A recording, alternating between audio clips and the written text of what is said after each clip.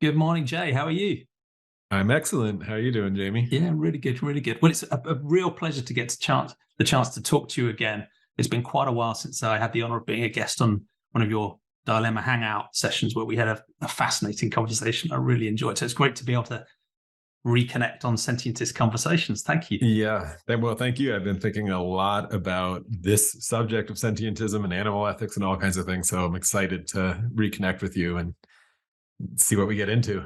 Sounds good. Sounds good. So you know this already, but I guess this is a series of conversations about what I think of as the two most important philosophical questions: the question of what's real, what's true, how should we understand those things, epistemology, but just as importantly, the questions of ethics, what matters, if anything does, and most importantly, I think who gets to matter, who warrants our compassion and moral consideration. And I have an obvious bias that I declare up front because I'm trying to popularize and develop sentientism as a really pluralistic worldview. And when it answers that what's real question, it suggests that we should use evidence and reason and a broadly naturalistic approach to try and work that out, hopefully with some appropriate humility. But when it comes to the ethical scope question, the clue is in the name. Every sentient being should matter. So any being that has the capacity to have experiences, particularly valenced experiences, suffering, flourishing, pleasure and pain, and so on. But I have the pleasure in these conversations of talking to a broad range of people. Some of them agree, some of them disagree. So it will be fascinating to know your own philosophical journey and where you've got to now, and what you think of the idea. But before we get onto those crazily big questions, how would you best introduce yourself for people who don't know you already? Oh, I'm a writer and filmmaker, and that's how people might know me. I'm currently working on a project for the philosopher Sam Harris, and podcaster at this point. I don't know what he labels himself as more these days, but it's a series called The Essential Sam Harris, and it's compiling a lot of his archive over a decade and a lot of writing. I'm calling them sort of audio documentaries. I'm a documentary filmmaker. I also just write narrative films. So people may know me from that stuff. Yeah, philosophy stuff. Yeah, that's Let's great. put Well, it that way. you're Yeah. certainly a fellow philosophy enthusiast, and I think you're one of those people who can take some of the deep philosophical questions and make them understandable for normal humans like me. So yeah, that's one of the reasons I was keen I keen I to get hope the chance to so. talk to you. Let's find out. Yeah, I hope so. I'm trying to. Yeah, it's. I try to package ideas I agree with and don't agree with, or just want. I really want to understand ideas. That's what I'm up to. And if I understand them, I get excited about them, and then I want to try to figure out how to transmit those to an audience of from all ranges, from novice, from interested, all the way to the deep end of the pool. That's what I get excited about. Even if I just totally disagree with the idea, I want to know what I disagree with Yeah, really yeah. well. So Sounds good. yeah. Sounds good. Well, let's start with the first of these crazily big questions, this what's real question. And for many of my guests, they tell a story about whether they grew up originally in quite a sort of naturalistic, scientifically minded context, or maybe one that was more religious or spiritual or supernatural in that sense, and how that side of their thinking's changed over time. Naturalism, supernaturalism, how do we think about reality? What do we think it is? And how do we work all that stuff out? So you can wind the clock back as far as you like to tell a story. I mean, my upbringing, I don't know if there's a lot. I don't think I grew up thinking. I didn't grow up with a framework of a religious framework telling me what to think or giving me some sort of, strict vision of the afterlife or even the fallen world or any kind of Christian thing. I grew up in a Jewish household, but a secular Jewish household. I often say that post-Holocaust American Judaism is like its own brand of things, and it's frankly a very ethical and political tribe more than a religious one at this point. We don't need to get into all of that stuff that comes with it, but it was probably a framework that prompted me to think ethically more than spiritually about what's real. So I think I've been thinking about those things for a long time. Again, post-Holocaust, a lot of it is about about that, and like the phrase "never again" becomes almost the holiest prayer of the post-Holocaust American Judaism. So I grew up in that world. Was always interested in big questions, and nothing was really standing in my way religiously or steering me. So I had a lot of freedom that way. My dad was a psychologist. My mom was a guidance counselor. So I had um, I don't know, psychologically minded parents who did a great job giving me space to explore. And then I don't know your question of what's real. Is that what I'm supposed to Yeah, be yeah. And I guess to yeah. broaden that out, it sounds like you didn't start with a sort of supernatural No. set of stuff. You were being asked to believe in, you probably didn't believe in that stuff. But I'm also interested in whether you have explored other aspects of sort of belief beyond the natural. So some people will move from a religious context into one that's maybe spiritual but not religious, or find other realms of knowledge where they think maybe there's something more than just this natural world. There's something transcendent or interconnected or magical. Has there been anything else, or are you just a boring naturalist like me? I'm a boring naturalist, Yeah. but I still am a storyteller and creative storyteller, and I love analogies for what it feels like to exist. So maybe to answer your question, the first book that kind of blew my mind and made me feel less alone of other people asking these kind of questions was Kurt Vonnegut and Slaughterhouse-Five. So it's, like surrealism. And if anyone's read the book, just this wacky, crazy analogy of the absurdity of life and war and, his experience and all that. But that was the first one where I was like, oh, like, this is what I like. And like when it came to films, I remember, so maybe to answer your question, I remember as a kid having a very overactive imagination and coming up with these analogies, and I sort of developed my own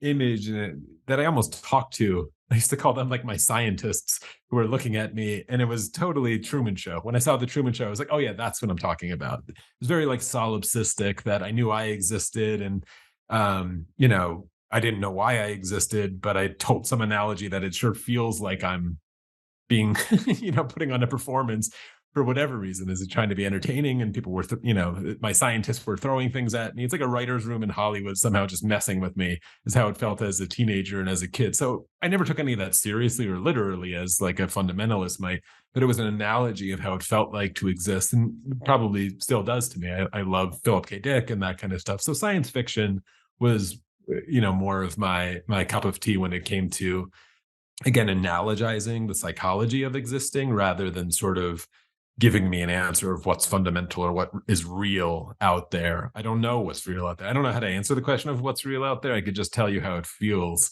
to exist from this perspective. Yeah. So Sci-Fi gave you that sort of space to explore and experiment psychologically and test and come up with creative new ideas, but you still knew it was fiction, right? You didn't.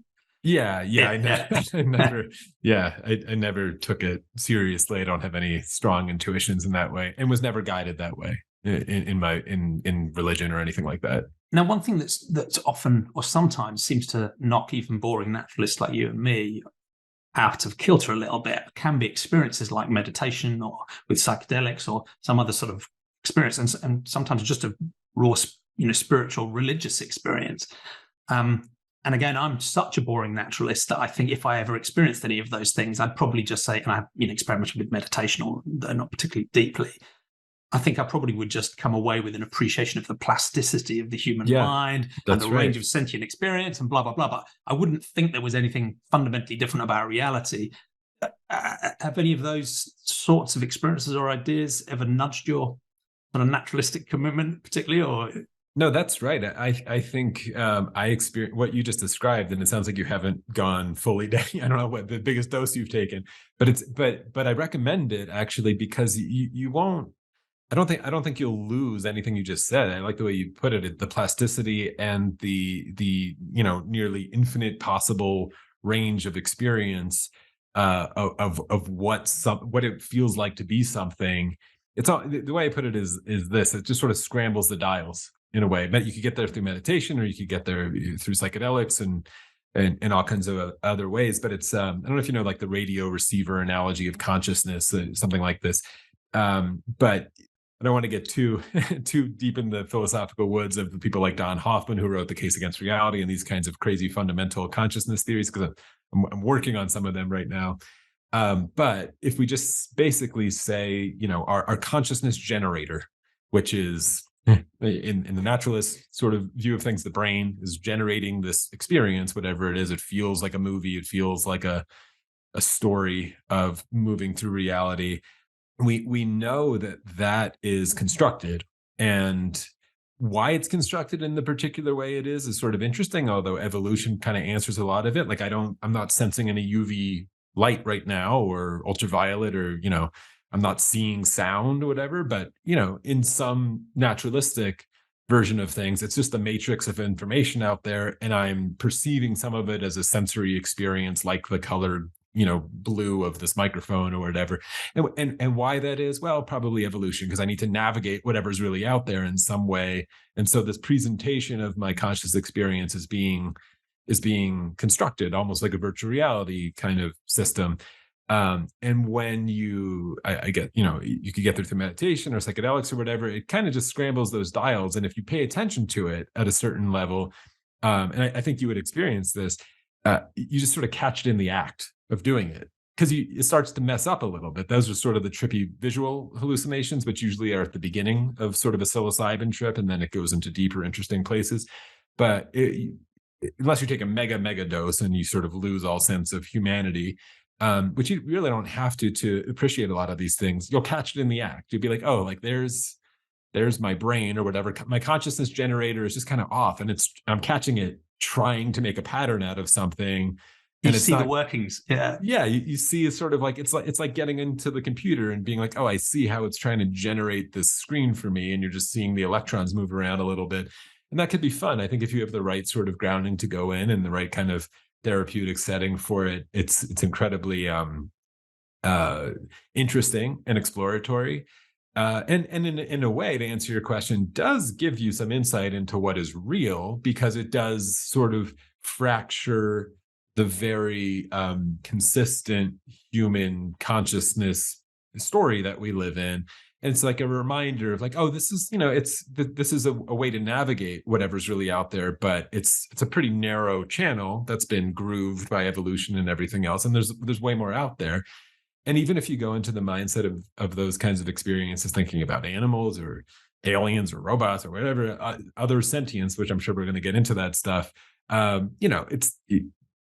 you might not be experiencing exactly what they're experiencing or anything like that. You've no way to prove that, but you can appreciate on a sort of more experiential level of like, well, of course there's non-human experiences, and my brain, my consciousness generator is struggling to keep me in the human realm right now, but the dials could just always be in this other realm, and then that would feel normal. And if and again, no way to prove this, if you gave a cricket a bunch of psilocybin and it was having a human conscious experience, it would probably feel just as crazy and trippy as my psilocybin one. So it's what is it like to have as many eyes as a fly does, and have sonar and all these kinds of things? Really fascinating questions. But so I think there's something to your question about it reminds you of the expansiveness of reality, and rather than show you a new one or anything like that. I think that's where the spiritual kind of like I saw heaven or whatever, if you have those kinds of religious ideas floating around in your head, you might interpret it that way. But a naturalist can have incredibly profound experiences that just expand reality, because reality is just way bigger than our normal slice. Yeah, thank you. I had I'm so lucky to do a series of workshops in schools with teenagers about all sorts of sort of philosophy and stuff and worldviews. And I know you do some great work along those lines as well, sort of public philosophy workshops and so on, which you might talk about later. But one of the conversations we had with a group of teenage boys just a couple of weeks ago touched on some of these areas. So they've obviously picked up from wherever it is, YouTube and popular culture and films, the idea of the simulation hypothesis and ideas of the matrix and so on.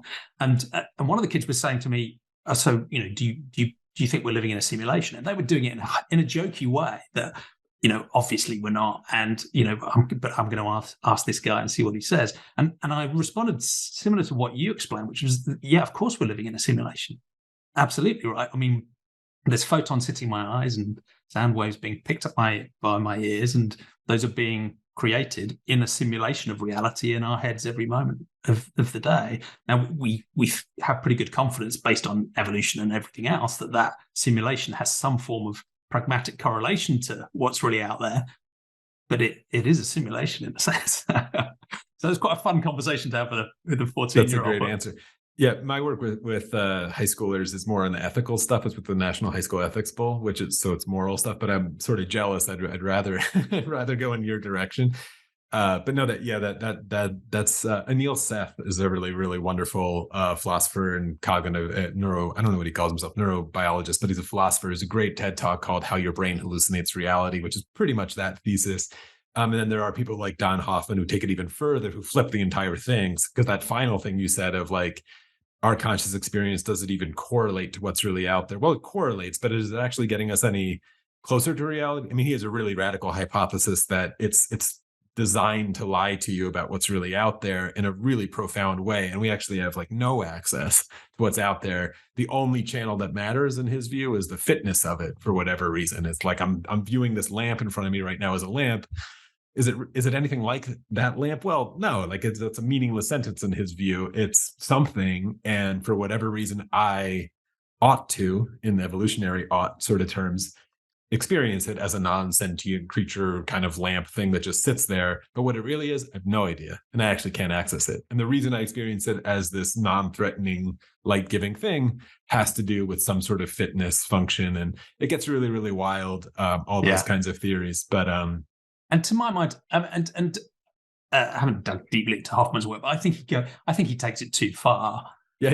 We could steer away from the Hoffman one because it gets pretty wild. Yeah, he talks about the icons on your desktop. Yes. Yeah. And he almost talks about them as if they're completely arbitrary, whereas actually that dustbin on the desktop does actually, when I click it, do something to the file configuration on the hard drive. It's not an arbitrary to reality. thing. Yeah. And I think ultimately his, the fact he talks about fitness draws you back to the evolutionary story, which explains why that lamp probably is basically just a lamp.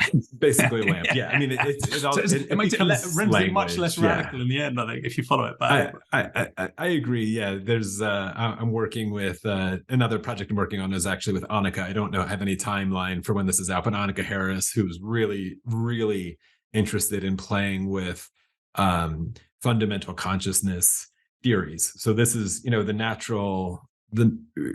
I think what's more intuitive for people is to almost in my solipsistic way, my Truman Show way is like, well, I exist and there's a world out there. And then the hard question becomes a naturalist question of how does this mind consciousness stuff seem to generate from this physical world? But the physical world's out there and I'm in it, experiencing it, which puts sort of the physical world at the fundamental state. Like the physical world just exists, and all the questions are, how does all these things emerge from the physical world? Why does the physical world exist? How did it come to be? No idea. That's where you get all these, religious theories, but it's just there. But an interesting path is to flip it entirely and just to say, well, consciousness is fundamental. That just exists, and the physical world emerges from it somehow, or seems to. And that sounds like a crazy sentence, and it is crazy. But when you follow those paths into where they can go, oddly, it does seem to resolve some of the strange paradoxes that we find in mathematics and other kinds of things in the physical world. And so I don't have any really skin in that game, but it's another one of those, like, I really want to get it. And so that project's months and months and months away from seeing the light of day, but it's going to be a fun semi-narrative, semi-documentary kind of audio thing with Annika. But I'm swimming deep in the waters of fundamental consciousness theories at the moment, and they're really fascinating. So yeah, and I want to understand them, and I do want to come back to you and ask you what is consciousness and what is sentience a bit later on. I'm sure you've got a really easy answer for me, but yeah, exactly. so on the sort of epistemology question, that's pretty straightforward. You're a boring naturalist like me. But I think that's the right answer, so fair enough. I'm going to get a T-shirt that just says "boring naturalist." I think we should. We'll do the merch. We'll do the merch. Yeah. And I don't think it's that boring, really. It's incredible. I think there's one of my previous guests said, awesome is reality enough. Who needs magic, right? So that's great. But so that's pretty clear on your story and your stance. But before we move off this what's real and epistemology question, I'm also interested in how you think this challenge of epistemology and the quality of epistemology plays out in the sort of modern discourse, because of course epistemology has always been a problem. I have this sense that almost every human caused problem either comes down to a failure of compassion, which we'll come back to later, or an epistemological failure. We've just got something wrong about reality. We've just made an error, right, which can lead to terrible things happening too. And I'm fascinated by how that plays through many of the current debates that are going on, whether it's about world problems and solutions, or whether it's cultural stuff or social stuff or psychological stuff. But this problem of epistemology and how to understand reality and what's true just seems to bubble up for me absolutely everywhere. And I worry sometimes that I fall into quite a naive stance, which says that clearly using evidence and reason is, the best chance we have of really understanding reality. And we should be humble about that and never assume we're doing that perfectly, because really that's the essence of a naturalistic worldview, is having that humility, always being open to new evidence and being ready to change your mind. But that's basically the toolkit. And the way I can assess the quality of somebody else's epistemology is the degree to which they agree with me. Yeah. And I feel myself doing this, right? It's almost like a checklist. So, I'll meet someone, I'll have a conversation, and, maybe they are an atheist, and I'll give them a bonus point for being an atheist because that's clearly right. Or they'll continue to talk and I'll realize they're a vegan, and I'll give them another bonus point. Okay, this person's epistemology must be dazzlingly brilliant. And then I'll find out they're a flat earther who believes in QAnon and all the conspirituality stuff as well. And you're like, okay, something's gone wrong. So how do you think about, I guess, public epistemology writ large and how it plays into these sorts of challenges? I don't know if I've ever heard the phrase public epistemology, and I really like it. I'm going to use it now. Maybe we need one. Yeah, no, I mean, that's interesting. So if you don't mind me taking it a little differently, because it's funny. So I'm writing for Sam, and I shouldn't even say for Sam. I'm writing about Sam. Like those pieces, if people listen to them, like I really want to offer a lot of other perspectives and challenges to Sam that I think are legit. Sam is just a philosopher. He's just a writer. I think he's a really good communicator. I'm more interested in psychology than philosophy, actually. I'm fascinated in philosophy, and epistemology is really a philosophical question, right? What is real, and what's our framework for establishing that? You can go down all kinds of rabbit holes of like, is this desk in front of me real? And what is a desk? And you get like two ways to describe it. You could either say what it's made out of or what it does. This is sort of the classic naturalist way. And there's an interesting thing. I did an episode on object-oriented ontology, which takes a third way, which is really interesting. You might find that interesting, but you get into really philosophical, weird stuff. But I'm really interested in the questions of psychology and what, like for your example of a person who hits a lot of your checklists, and you're like, what went wrong? How do they, there's not some consistent philosophy, or else they wouldn't think that flat earth thing, right? They're not using epistemology to get to the vegan thing, which is true. And like that, I think that's not to throw like cold water on the endeavors of philosophy. That's probably how humans mostly work. I don't think we're the rational animal, as Plato once said. We're the rationalizing animal, as maybe John Haidt would say, much more so. And we need both. We absolutely need both to be part of this public epistemology, like you said, and public problem solving is like this general thing. So I've been really, really going deep down the rabbit hole of cognitive dissonance and the history of that, and which is psychology. It's a psychological finding, cognitive dissonance. It was just in the 50s. This term, Leon Festinger is the psychologist who wrote the first book, A Theory of Cognitive Dissonance, and it seemed to explain a lot. But what I'm fascinated in is really not the epistemology of what people decide is real. It's how people, including myself, respond to the discomfort of cognitive dissonance.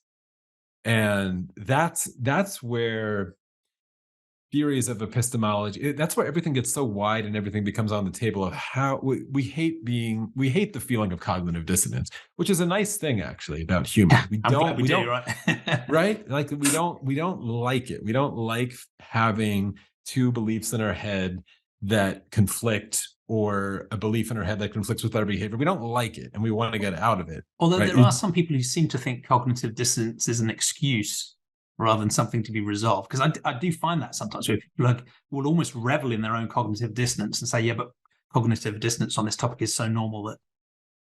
Well, but so I guess that's even one that, way of like, coping. But sorry, go right, on. exactly. Like, Yeah. I think it's an absolute truth that humans don't like it. Psychopaths don't seem to feel it and mind it, but they're very, very rare. 99.99% of brains and evolved minds really don't like the feeling. And that's where they go on this journey to get out of it. And you don't have that many options. You either change your behavior to align with it. That's one way to get out of it. Or you find a million reasons why it's to minimize the problem or get out of the problem. And that's it's not really epistemology. It's more moral philosophy.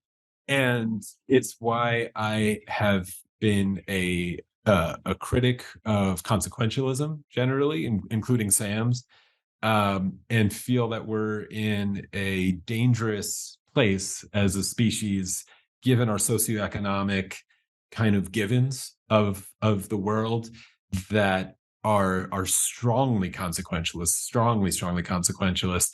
And I don't need to get into the whole argument here, but I've been making a case for virtue ethics really needing a comeback. And in fact, I'll forecast that it's where I believe the best argument for veganism comes from is not consequentialism or even sentientism, no offense to it, but is actually a virtue ethics thing, which is a different thing. But I'm worried about it because virtue has been the domain of religion for a really, really long time, the word and the feeling and even the arguments.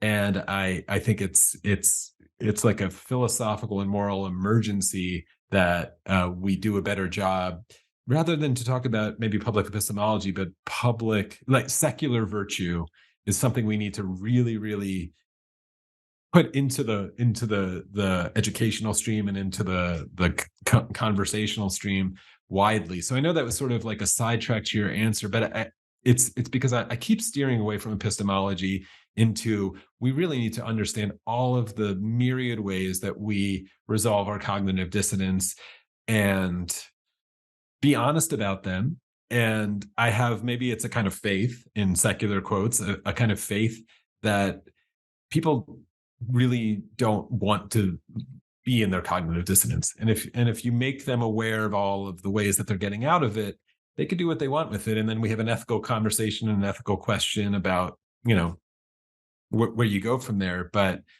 that's where I would try to steer that conversation, that fictional person you're bringing up or real person who has the flat earth kind of thing, but also as a vegan, it's not hard to present them the cognitive dissonance of earth not being flat. But why are they getting out of it? What are the reasons for it? It's probably an existential loneliness and whatever else, like really, really deep stuff of why people are attracted to conspiracy theories. But anyway, I'll let you jump in. But it's not a technical epistemological failing, right? It's not, they don't understand formal logic. So. Yeah. I don't think so. I think people can, when it comes to moral philosophy and justifying your behavior or even keeping a belief, like there's a lot on the table, and people aren't dumb with that stuff. Like they'll find the arguments that help them. Everyone knows, who just knows the deontology versus consequentialism, moral philosophy 101. When you watch politics in the news, you're just watching each side flip to be this day they're the virtuous, deontologists, and this day they're the consequentialists. Everyone is intuitively aware of all of the arguments available to them to keep them in there, to keep them away from feeling the cognitive dissonance, to quiet it. And it might be our job. So like there's two things to answer your question. I don't even know what was your question, but making people aware of their cognitive dissonance, whether it's something like veganism or it's something about buying from a company that does evil in the world, whatever it is just like, it's annoying to people, but that's almost a again, like a hopeful sign of like, oh, it annoys people because they're still feeling the cognitive dissonance. But then what happens next is the really interesting hard work. And that's where I think epistemology plays a little less of a role than you think. But maybe not. Maybe we could convince people that naturalism as an epistemology and a way to live is just so rewarding and wonderful on its own that, like, just lay that over everything and you'll find the right answers. There's the answer. Yeah, but I'm a little less optimistic in that. I want to make people aware of, including myself, of our own, all of the exits that we find on the road that help us just not crash into the wall of cognitive dissonance. Yeah, makes sense. And it feels like your preference for a sort of virtue ethics approach is maybe because it's more robust to epistemology, whereas consequentialism is sort of really hard locked into epistemology. So if you make an error, it's going to mess with your ethics as well. Whereas maybe a virtue could be a bit more robust to your beliefs. Is that part of the? I mean, we'll come back to that when we get onto the ethics questions. Yeah, we could come back to it, but the consequentialism is just so elastic. I mean, you can justify anything. Just wait long enough, and the consequences will work out, right? Like did dropping a bomb on Japan during World War II is modern thriving Japan a consequence of it? Well, I don't know. Where do you stop the clock of consequentialism? Wait for the heat death of the universe and then look back and.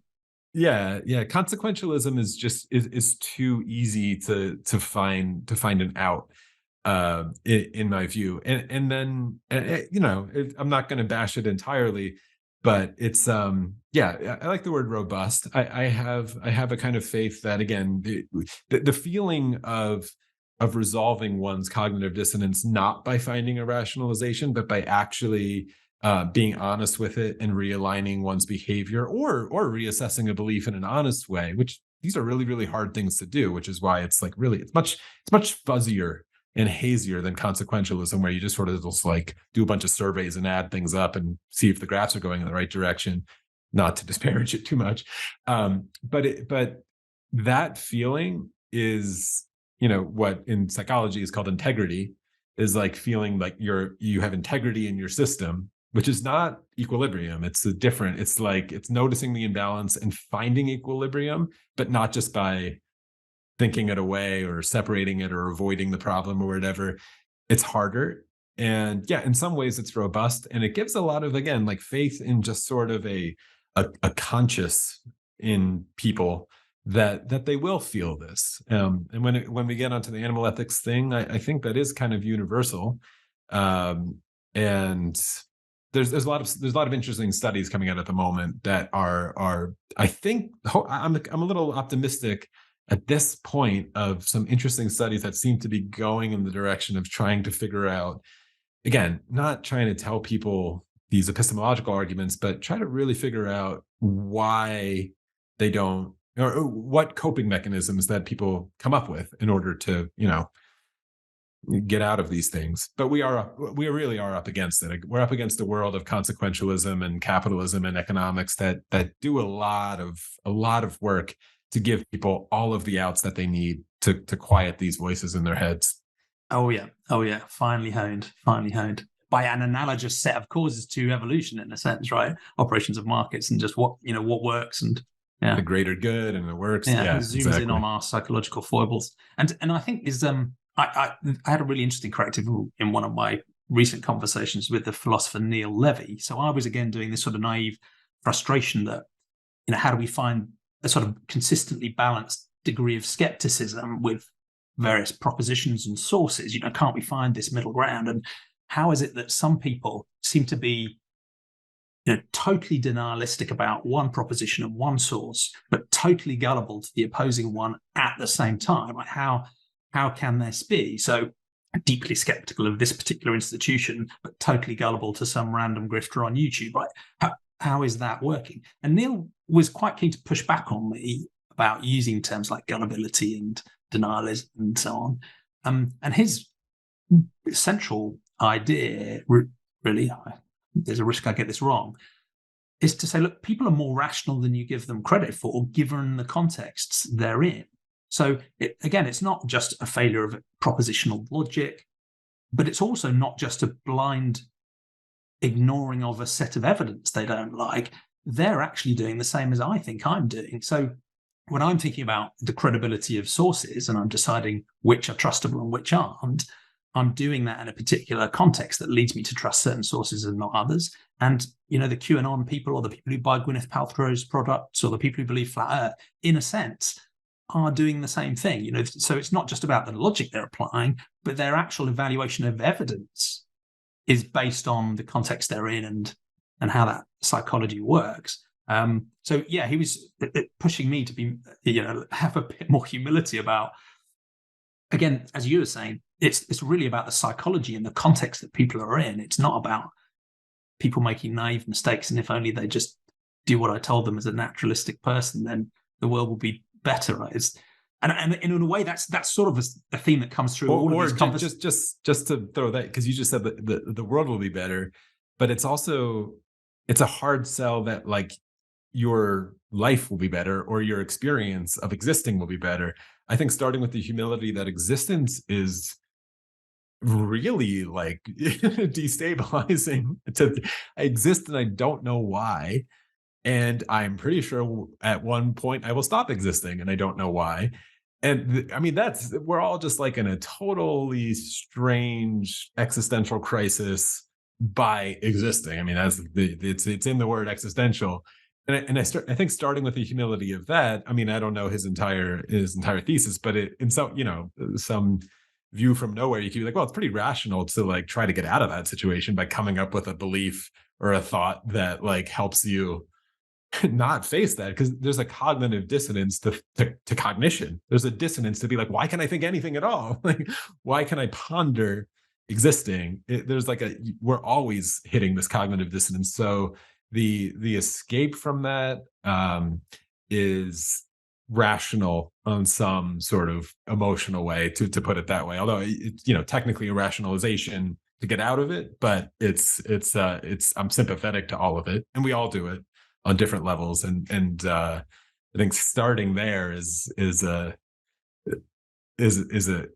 honest, humble place where it's maybe that's just a response to, rather than sort of appealing to like everything will be better if we're all just naturalists. That might be true, but like I don't know. That's not going to sell anyone either. Honestly, I totally agree. Yeah, and in a way, that's one of the themes that comes through from all of these conversations. We focus hard on epistemology, we focus hard on ethical scope, and there is this sense that yes, the world will be a better place if we had a naturalistic epistemology and a sentiocentric moral scope. That's sort of why I'm doing this. But actually, in the how do we make a better future question, it's pretty clear that the real problems are those of social norms and human psychology and political will, and in a way, that's where the real challenge is, and how those link back to the epistemology and ethics. You kind of have some sort of naive view that all of that stuff will magically be sorted. Us humans are way weirder than that. So let's come on to the ethical questions, I guess. And you demonstrated perfectly. I know you're quite strong on the is-ought distinction, but in these conversations, we demonstrate that it can be quite hard to drive a really clean line, because often the epistemological stance gives some form of grounding, even if it's a little vague to the ethics. But I guess a good starting point is asking what matters. And again, you can either just tell us where you are now or tell us a bit of a journey about how you got there, about the grounding of ethics, if there is such a thing. What does good and bad and right and wrong even mean? Yeah, that's great. I am of the camp that there is no grounding, and we're all cheating.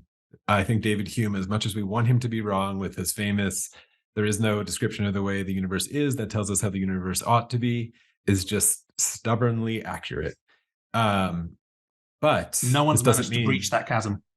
I think it's unbreachable, but I think I was really proud of my writing. If people are interested in the work that I'm doing with Sam, and again, this is if you hate Sam, I think you'll like a lot of what I do there. Actually, I'm trying to give a lot of. It's for haters, it's for critics, it's for newcomers. It's a lot of old conversations he did. But I was really proud of my episode on the foundations of morality. I wrote a lot in that one. And I think, and I'm quite sure, people have taken the distinction that you can't get an is from an ought, or sorry, an ought from an is, or vice versa, I suppose, too far. And they've split it and think that they don't talk to each other and there's no relationship between the two. Of course, there's a relationship between the two, but it's up to us to define that relationship. That's my sort of take on it. And so I ground mine if there is a ground, and I don't even say I don't think there is a ground. I think there's ises and there's oughts. I don't know how they connect, but we have to build bridges between these two islands that just aren't the same continent.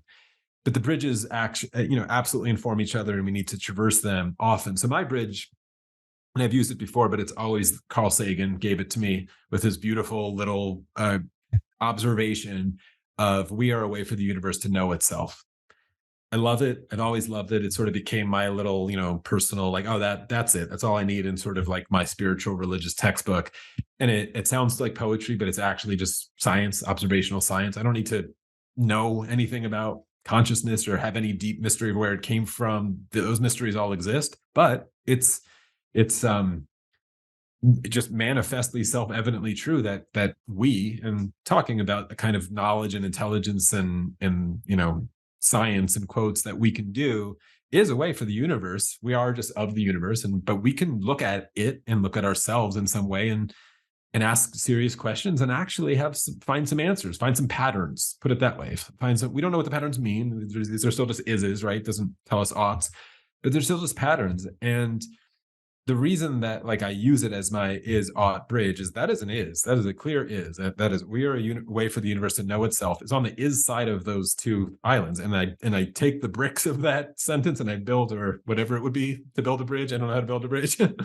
and I walk across it to the oughts, because it seems to me that the only game in town, once you accept that as a sort of undeniable truth of the human condition, is the only game in town is to do that, is for the universe to know itself, because otherwise it's just suicide otherwise, which we could do. Like, again, there's not, the ought doesn't mean that you ought to figure out the universe, but it seems like it's the only game in town is to participate in that capacity.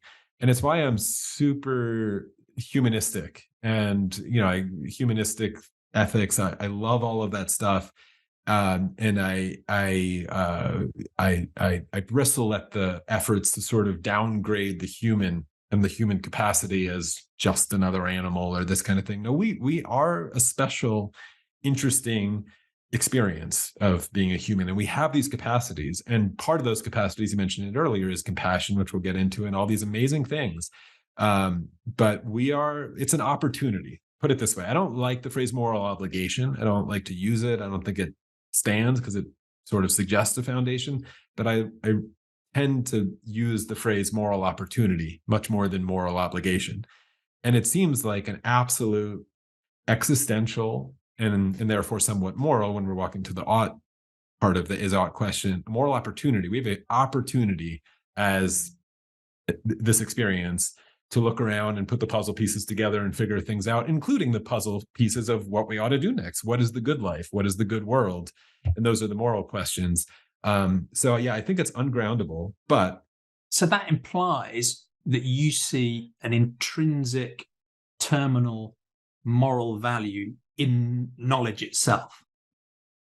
Moral opportunity, yeah. More opportunity, and therefore I'm okay with value. Yeah, that works for me. There's a value in it, yeah. So even if that knowledge isn't practically used or usable or doesn't help anybody, right. It's intrinsically. So if someone says to you, okay, but why is the universe knowing itself valuable? You say it just is, right? That's the end. Yeah, it's intrinsic. It just is. It's the only game in town. I don't know. That's the honest question. That's the honest one. I don't know, but it seems like it's the only game in town. And luckily, I think there's a lot of joy and fun figuring it out. But that's sort of, and there's some sadness figuring it out. I mean, not everything that we know is feel good, but it's the only game in town. And so I'm playing the game. I'm down. Yeah, that makes sense. That's interesting. Yeah. And I think I'd agree that there's enormous value in knowledge, but I tend to think of it as being instrumental. So I think of knowledge as being useful because it links to another bridge across the is-ought chasm, which is, for me, the intrinsic value of experience. So one of the other bridges for me across the is-ought chasm is almost the definitional, tautological recognition that negative experiences, suffering, are bad, and that bridge from a is state of a being experiencing something negative to and therefore it's bad to needlessly cause that. That's another bridge that I find. Again, I'm not saying it's completely links across the chasm in a perfect way, but that's another bridge I find. And I suspect that's another bridge that you probably see some value in too, but it's interesting you go to knowledge first No, sort of. And this is gonna, I mean, we talked about this last time in our hangout of suffering versus pain, and like, let's call it joy versus happiness, or flourishing versus, happiness. And I like the Yeah. really broad views, right? Yeah. Any valenced experience, right? It's not just, it could be almost anything. Well, I'm gonna sort of do a little sleight of hand move there, because I do it slightly differently. I absolutely see value in it, but I see value in it as that we because I'm really trying to champion the human, and I'm using human, and we've talked about it before, but in the David Deutschian sense, this is the kind of knowledge creator that we are, and it's The capacity to generate explanations and to yeah, create it's new like knowledge and new, yeah. it's a categorically different kind of knowledge creation than, say, what a snail can do. And this doesn't mean that they don't have knowledge, but it's a different kind. And intrinsic in that kind is the awareness of the ability to do it, and the awareness of what you just said. So I don't build a separate bridge just on sort of like experience itself has this intrinsic kind of thing. I do kind of still keep it couched in the knowledge, but the knowledge that what you said is true, or is ethically true, or maybe ought to be true. I don't know what side of it on the is. I don't really quite care, but I know that I, as a human, have the ability to grant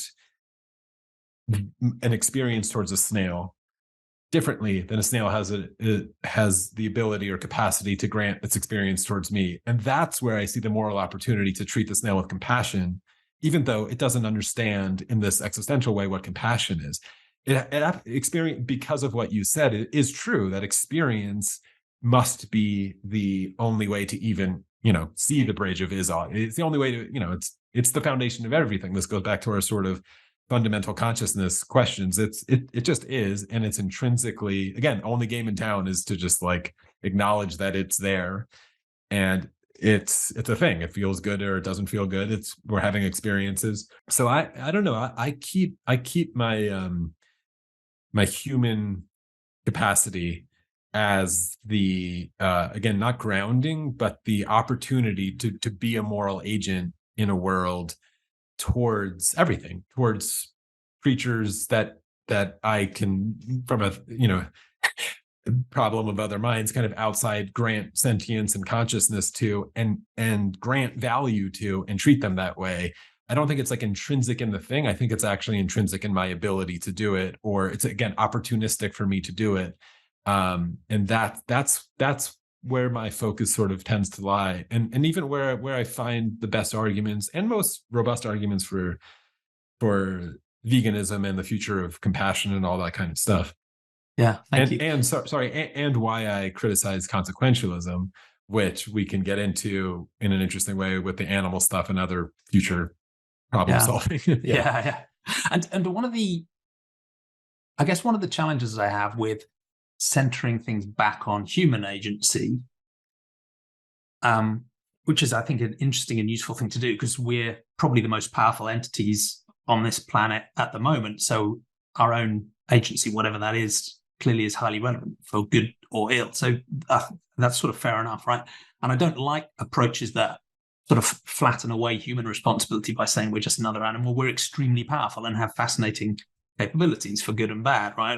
We need to recognize that and cope with it, and hopefully make better of it. But part of the reason I'm nervous about zeroing back on knowledge and zeroing back on humans and human agency and human capabilities is that there is a risk to me that it narrows our focus to the things we've directly caused or failed to cause. Whereas for me, I still have this sense that if there's an entity that's completely independent of human interaction in any way, shape, or form, but it is sentient and it is suffering, that matters, that has intrinsic moral meaning to me, independent of humans even existing, independent of our state of knowledge of the world, independent of our ability to create new explanations. That completely independent being floating in space suffering has some salience. And I think it's interesting because it can lead through to some of my challenges about a virtue ethic as well, because again, I'm quite sympathetic to a much more pluralistic approach to thinking about ethical systems. And one of the things I've probably shifted my emphasis on when talking about sentientism since we last spoke is I probably did start from a more utilitarian consequentialist space. And what I've increasingly done is said, look, actually, I'm more pluralistic about which ethical system you apply, as long as every sentient being gets to count meaningfully within it. So if you want to take a virtue ethics approach where you see kindness as virtue, as long as you extend that kindness to all sentient beings, then that's sentientist, right? That's it. It ticks the box, because what we're most interested in is the scope. But my long rambling, part of my hesitation about virtue ethics is, again, it draws things back to human-caused outcomes, whereas I'm nervous that, I do ultimately, even if I'm sympathetic with virtue ethics or deontological ethics or a feminist care ethic, I still ultimately care about the consequences, even if humans don't happen to be involved in influencing.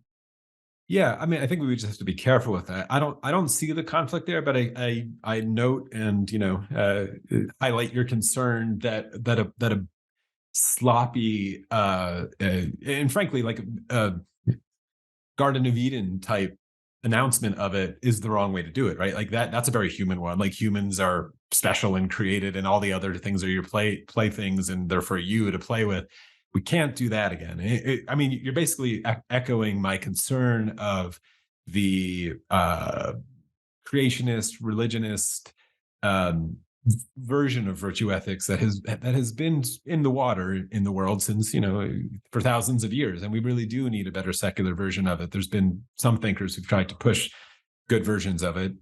But yes, I highlight that, and I could see that. I mean, if you don't mind me giving sort of the example that I drove the end of that episode on the Foundations of Morality with Sam through, because I think that's a good practical one that people can follow of why this is such a concern for me at the moment.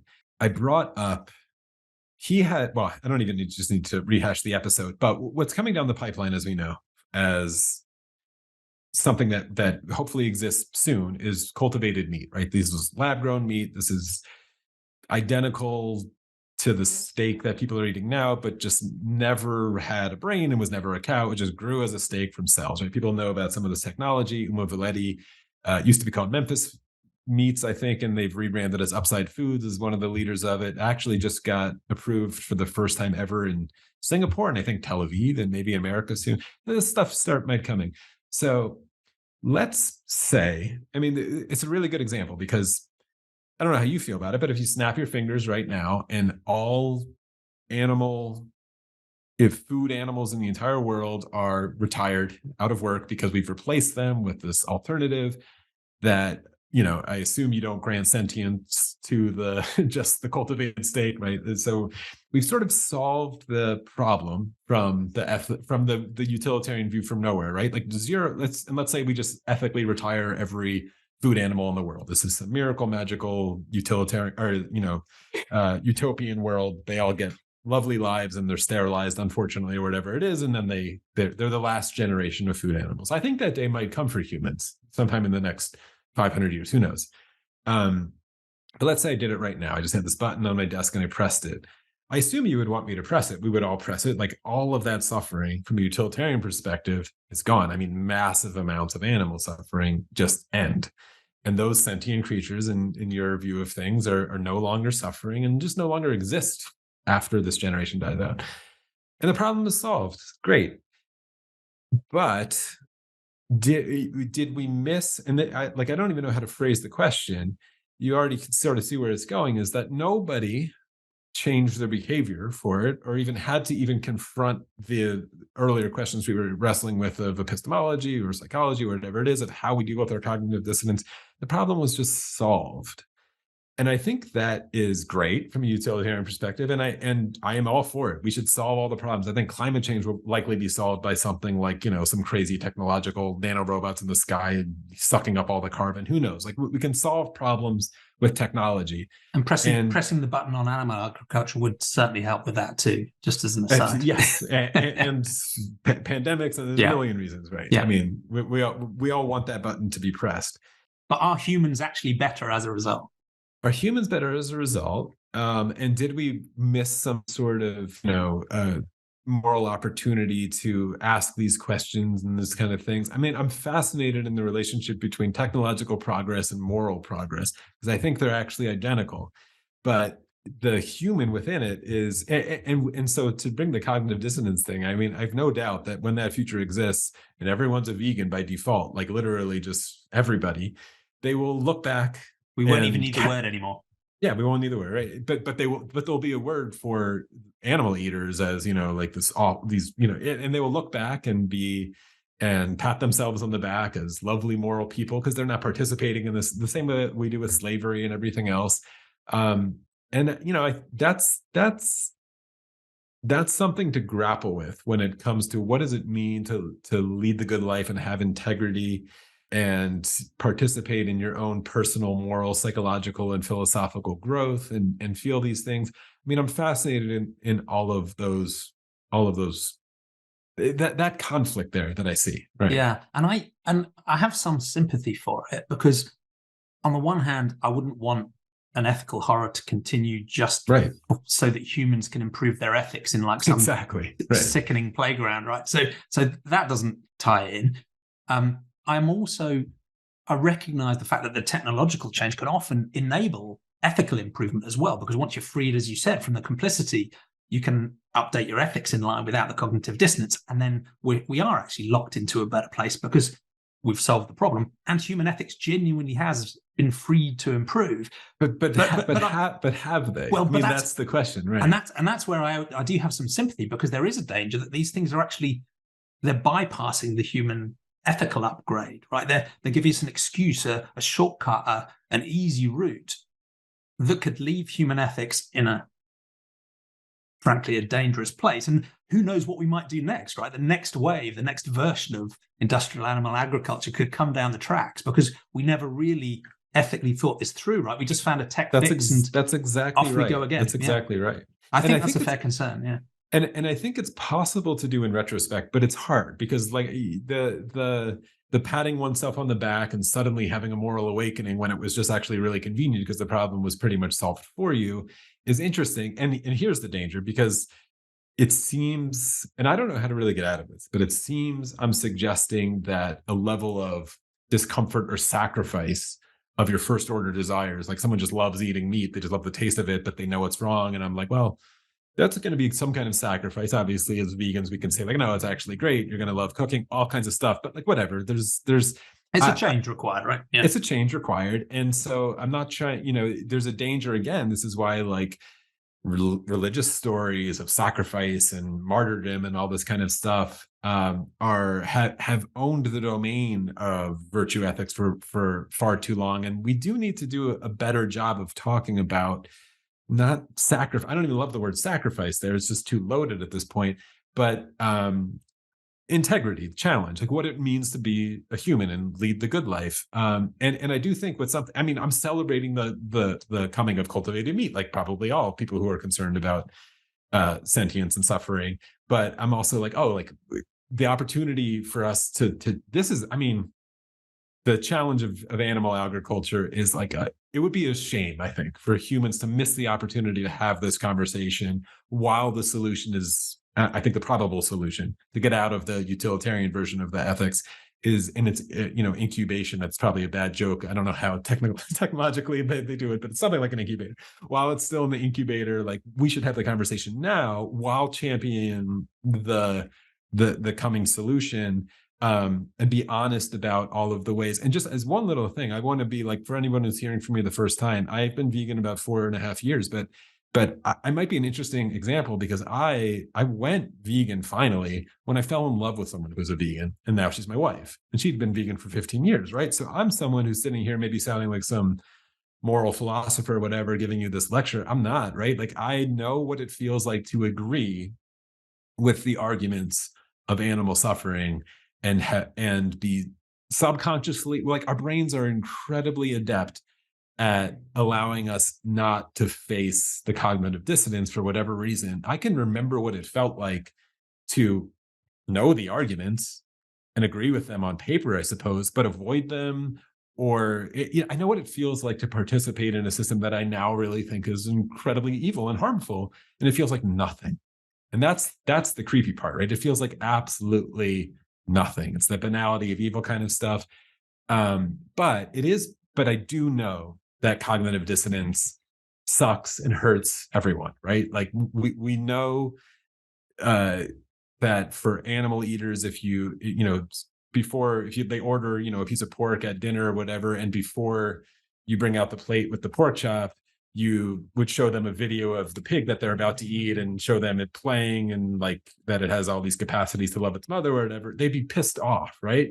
Which is an example of like, why would you show me that? Like we can imagine the reaction would be angry rather than just like, oh, I didn't know, which is more your epistemology question. Like clearly they see it's real, but they're like, you're sparking my cognitive dissonance and it hurts. And I just want to enjoy this piece of pork.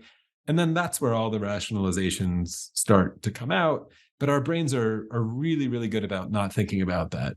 And weirdly good when it comes to animal. And just as the last thing, I know I've been talking a while on the cultivated meat thing, weirdly strong when it comes to recognizing the shape of the animal. Like if they brought the actual pig out from the kitchen first and it was still oinking and snuggling you and stuff, you would react differently. But just the fact that it looks like just a, I don't know, disembodied piece of meat is enough, weirdly, for a lot of our brains, even kids. I remember, I don't know if you've seen the video last day, I think it was Jamie Oliver, the chef, who I think is vegan as well and promotes it, but was trying to show. I'm not sure he is. He's not? No, I don't think so. He's interested in He's interested. Yeah, he's questions. quite open to it, and we'll do some stuff. But yeah, I don't think he's personally. I'm not sure. There's a video. This is a long time ago now, but it really stuck with me because it was a great psychological experiment with all these kids who love chicken nuggets. They were all in the kitchen with him. And he wanted to show them kind of like how gross chicken nuggets were. Not even how unethical the thing might be, but just kind of how gross. Like he shows them chicken nuggets at first and they're all like, yeah, give me some. And then he goes through this experiment of basically creating the like pink slime that they come from. And as they're making it and he's showing them the slime and putting in all the chemicals and stuff, they're all like, ew, gross, no. And then at the end he like bakes them and puts them out and he's like, so who wants to eat them now? And every kid is like, me, I'm like, they're all excited to eat it. And it was like a perfect psychological experiment of like, just the brain is so good at just splitting where the food came from just because of what it kind of looks like. And so the cultivated meat thing will solve our problem. The cognitive dissonance will never have to be faced again. And there you go. So it's a long spiel, but this is where my mind is really at. Thank you. It's fascinating. And I think one of the other reasons I'm sympathetic with the virtue ethics approach is because it gives me an excuse to bang on about ethics and be really preachy on Twitter. Mm-hmm. Right. So I'm not just trying to solve the problem. I'm trying to I recommend quitting that too. I really want your ethics to be improved as an individual through the sheer force of my opprobrium and righteousness. But more seriously, another reason I'm sympathetic is partly because of how people anticipate selling cell-based and cultivated meat now. And Sam Harris is arguably one of these people, where the stance is this thing is an ethical horror. Animal agriculture is vicious and evil and brutal and oppressive and awful. Future generations will condemn us for it. Yeah. But I'm waiting for clean meat. Yeah. And it's almost as if plants weren't edible, right? We need some future tech fix that will come along and just resolve this for me. And I think that's really indicative of the fact that what's going on there isn't actually clean epistemology and clean ethics. And now I have the moral and intellectual courage to carry that into my life despite powerful social norms. It's another form of that rationalization you talked about before, which somewhere in their mind is saying, I'm waiting for clean meat. So I can still be a good person. I know this is terrible. I've admitted this openly. It's absolutely awful.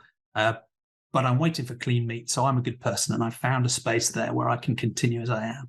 Yeah, let me give you. If you don't mind me bringing in the classic cognitive dissonance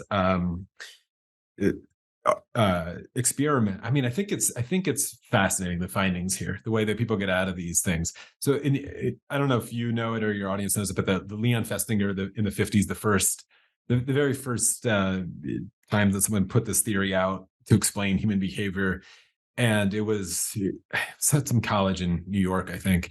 But a bunch of students came in one by one for a psychological experiment, and they were tasked with this really, really boring task. It was designed to be boring. It was like a pegboard with like 50 pegs that you just had to turn clockwise and then do them one by one and then go back the other way and turn them counterclockwise. You had to do it for half an hour. It was designed to be like the most boring, mundane, stupid task that by the end, and they're all like, this is annoying, looking at the clock, when is it over? And then, so there's 3 different control groups in the experiment, or experimental groups. And the first one is just asked, they just do the task. And at the end, it's like 4 questions. It's like, how enjoyable was it? Would you recommend it? Do you think it has any value or whatever? And of course, they're all like, this was so boring. I hated it, -5 out of 5 on the scale or whatever. And then there was another group that at the end of the experiment, or the end of the half hour, they're told, there's like a waiting room where the next student is going to participate and come in. And we like we have someone who usually comes in and tells the person who's coming in that it's a really fun experiment. It's going to be really enjoyable because we don't want them to think it's going to be boring or anything. But that person didn't show up today. Do you mind doing it for us? We'll pay you, and we'll pay you $1. This was in the 50s. It's like $5 now or something. There's a really low amount. And most of the students took it. Some don't. Some are like, no, that's a lie. I'm not going to participate in it. But many do. They're students. They need some money, whatever. Then the last group got $20. The same thing. They were presented the same thing. Like, we need you to go tell the next student, and that it's a really fun experiment and they're going to really enjoy it. And you get $20, which was a lot of money back then. And almost all the students take it. And then at the end of them doing that to a few students, lying to them, they're asked the same questions as the first group of like, did you enjoy it? Does it have experience, whatever? And the really interesting finding is the ones who got a lot of money, the $20, which was a lot of money at the time for them as students, they still told you that they found it unenjoyable. Like, they're like, yeah, that was really boring, but $20 is $20, right? Like, they didn't experience a lot of cognitive dissonance about lying to the students. They did it willingly. But they were getting money, and it was sort of like, well, yeah, anybody would take the money. And so I took the money. I need the money, and no big deal. And they did tick up a little bit when it came to like science value, like maybe it's for the greater good or something. There's always the greater good argument, consequentialist argument that trips you up. But the really interesting finding, and why it became an interesting thing that we all hear about now of cognitive dissonance, was the $1 group. Considered sort of insufficient reward, they were still experiencing really strong cognitive dissonance because they were struggling with what you just said, of being like, man, that's not a lot of money. Am I a good person? I'm lying to these people, and it's not like a great reward. And so what they actually ended up doing, the vast majority of them in the final questions actually, and this is the scary part of our brains, changed their belief about how fun the experiment was. And they suddenly said, it was so fun. I had a great time. They actually, to get out of the cognitive dissonance, they're like, oh, I'm not actually lying. I'm not lying. I'm telling the truth. I think this is a fun experiment. I was just sort of mistaken before, right? And that's the part of the finding that was why this became sort of a, an interesting viral explanatory thing of human behavior. And so when you lay that over all of the ways that we try to get out of the cognitive, someone like Sam Harris of the cognitive dissonance, or Paul Bloom, who was on the episode with him when said it, or tons of people we know in our lives, whatever it is, the one about it being necessary is always the easiest one. If it's necessary, if you have no control, right? Like, if the researcher said you have to do this for us, then people have zero cognitive dissonance. They do it. They're like, it's part of the experiment. You have to go lie to these people now. Sorry, it's just part of the. Then everyone did it, needed, right? So just needed, and there's no other option. And then you don't lie. You still say it was super boring, but I just had to do it. I had to lie. That argument is always the easiest. That like immediately turns the dial, the discomfort, physical discomfort we feel of cognitive dissonance down to like zero. And so Sam, I think, has found that a bit in the health thing, right? He's like, well, it's just like not healthy for me. Like, I die when I eat vegan or something. So it's just necessary. And you hear this a lot, right? And not to discount it totally, like there's people who struggle with it, but I'm always like, well, take a B12 supplement, and there's some other ways to get around this, and we should talk about it, whatever. And it's not a polite thing to challenge either, because it's a private health situation. So asking, okay, which nutrient are you missing is sort of oversteps a mark, doesn't it? It's a really good defense, and it's not total bullshit, right? I mean, I don't know Sam's life, you don't know his either, whatever. Like, they get health problems, and And okay, yeah, we did at some point in our evolution develop some systems that get nutrients out of. Yeah, I'm not denying that we can like eat animals and get nutrients out of them. But it's the necessity argument is always one to contend with because it's very attractive.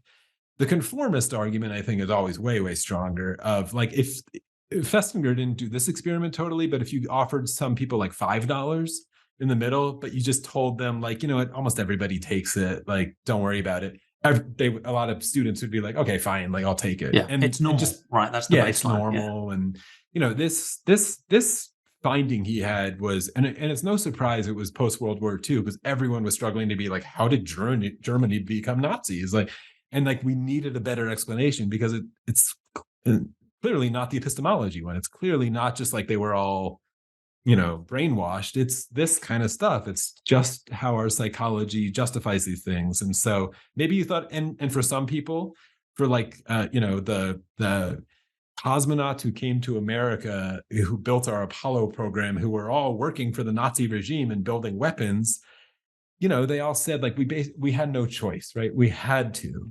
And there's some truth to that when you have a fascist regime being like, they'll kill you if you don't work on this. Okay, like there's sympathy there, and it's not, but there's probably also plenty of cognitive dissonance that happens. Am I a good person because I tried to build a V2 rocket for the Nazi regime and I don't believe any of that stuff?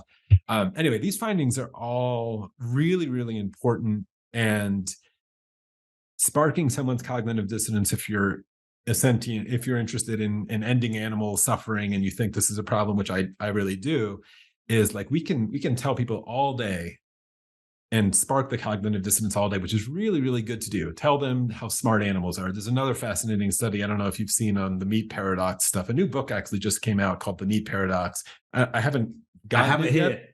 Oh, great. I'm super excited to see what's in it because I've been really interested in that research.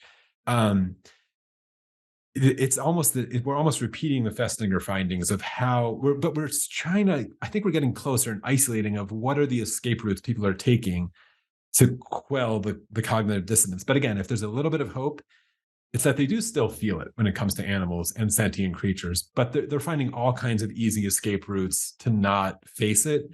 The meat paradox one, I'll let you jump in because I'm curious if what your take is on all of that, and what if you find it hopeful or depressing about how we can move forward in all of this stuff. Seems to be honing in on some really, really stubborn psychological ways that we get out of it that I don't think epistemology helps you get through it. It has to be, that's why I'm more attracted to this deeper psychological, like, well, let's talk about integrity. Anyway, I'll let you talk. Yeah. And in a way, my respect for you has dropped a little bit here, Jay, I have to say, because right, one of my bugbears is when people who are explicitly, their entire brand is focused on high quality epistemology and really thinking through ethics carefully, and humanist secular ethics and so on. But for them, animal agriculture and non-human sentient animal ethics is still like a sort of kryptonite topic. It's the one thing they just can't engage with. Right? And I thought you were one of those rare people who'd managed to break through. But it was for love. It was for love. It wasn't even philosophy. So I'm really interested to hear your journey about how you thought about that moral scope thing and how that played out for you. But on the meat paradox front and this sort of link between epistemology and ethics, the other thing, I think I'm with you on that. What are the post-rationalizations we do to avoid the cognitive dissonance or to work it out in different ways, and the human psychology part of that. I think that's absolutely central. But I'm also fascinated in how that also does actually impact on our epistemology too. And so in the animal agriculture space, for example, there's a degree to which I think the epistemology embedded in human psychology is actually more of a problem than an ethical failure, because I think most human beings already have some degree of sentiocentric concern, at least for some selected non-humans, right? Yeah. Who would kick the puppy at my feet, right? So in a sense, there's a theoretical ethical scope agreement of some form there already, but then there are, because of the cognitive dissonance rationalizations, one will lead some people to walk their ethical scope and to find reasons to carve farmed animals out, or even all animals, right? I've had conversations with people who said, I'm totally on board with you'll talk about companion animals and empathy and sympathy for the dog at my feet, and they will say, well, no, I'm totally consistent. I would eat dog. So there are some people where they will actually shift their ethics to fit as a way of adapting the cognitive dissonance. When you talk about human babies, it's rare people will bite the baby. They might bite the bullet, but they won't necessarily bite the baby. So there's a sort of ethical walking that can go on, but the epistemological ones seem to be more common. So some people will go to non-human animals can't experience suffering. They sort of go back to the Descartesian view that only humans can actually experience suffering. That's quite rare these days because the science is so overwhelming. But what's more common is you'll find epistemological errors along the lines of, the farming I buy from is humane and sustainable, and there are happy cows living in fields, and what's not to like about that. So I do find it fascinating because I think that post-rationalization can both warp ethics and warp epistemology, and then the epistemology and the ethics bad and good epistemology and ethics can influence each other in strange ways. Maybe I'm just more skeptical of you than taking those people at their word when it comes to like eating a puppy. I feel like they sound like the $1 people who have just been like, no, it was a really fun experiment. Like you're gonna, I actually loved it. It's like, well, I doubt they'd carry it through. I mean, that's my doubt. There are some people, and to give a little hope to depressed listeners now, in the Festinger study, there were a small amount of people who just didn't lie and said like, oh, I'm not going to take any of the money. That's a lie. So it's a small amount of the human population, unfortunately, but there are some. But I wasn't one of those people when it comes to veganism. So what was the story in terms of moral scope and? Yeah, well, I could tell the story now. I mean, it wasn't complicated. So my wife is that person that you're looking for. My wife is the person who saw a video, right, and was like, I can't participate in this anymore. It's just too horrible, and then changed her behavior.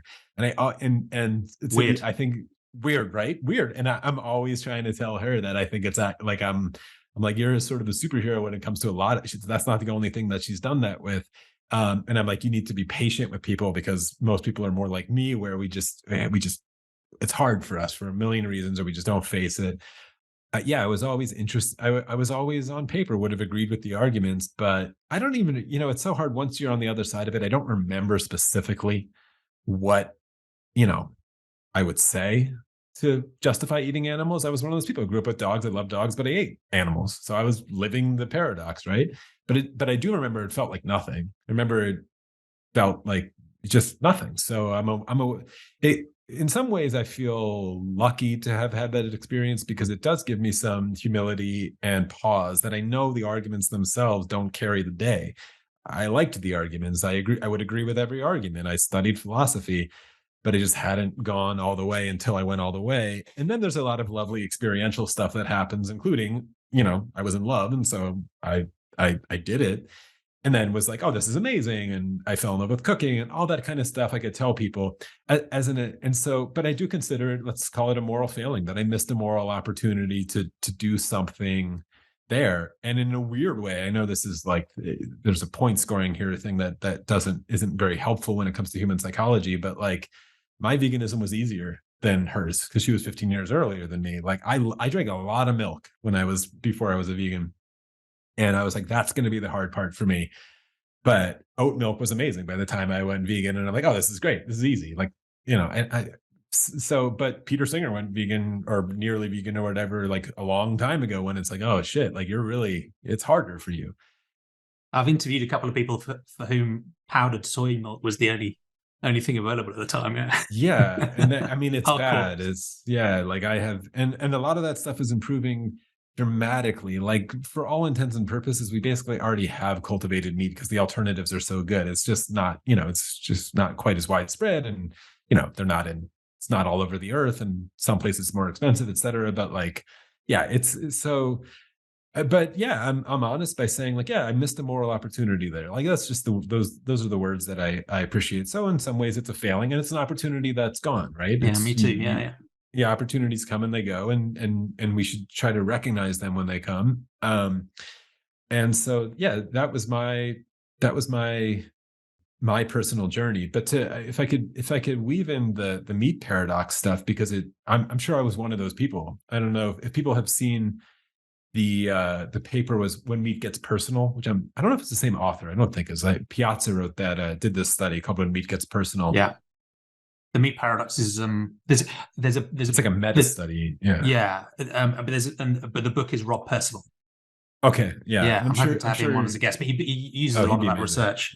Bastian and Brock and yeah, I'm sure he uses this one by Piazza, and it was pretty simple. This one won't take long to explain. They basically, so what's interesting about it, talking about knowledge, is you're talking. What was the word you used? Like sentiocentric. Sentiocentric. I like it. Sentiocentric kind of morality. So I put it on the scope of anthropocentric, sentiocentric, biocentric, ecocentric. Yeah. In terms of, so it's just the moral scope side of it, and then I'm suggesting sentientism is the naturalistic version of sentiocentrism. Interesting. So yeah, I think that's there, but I think as a slightly more detailed one, it is tied to knowledge and intelligence, and that's what this study When Meat Gets Personal kind of did.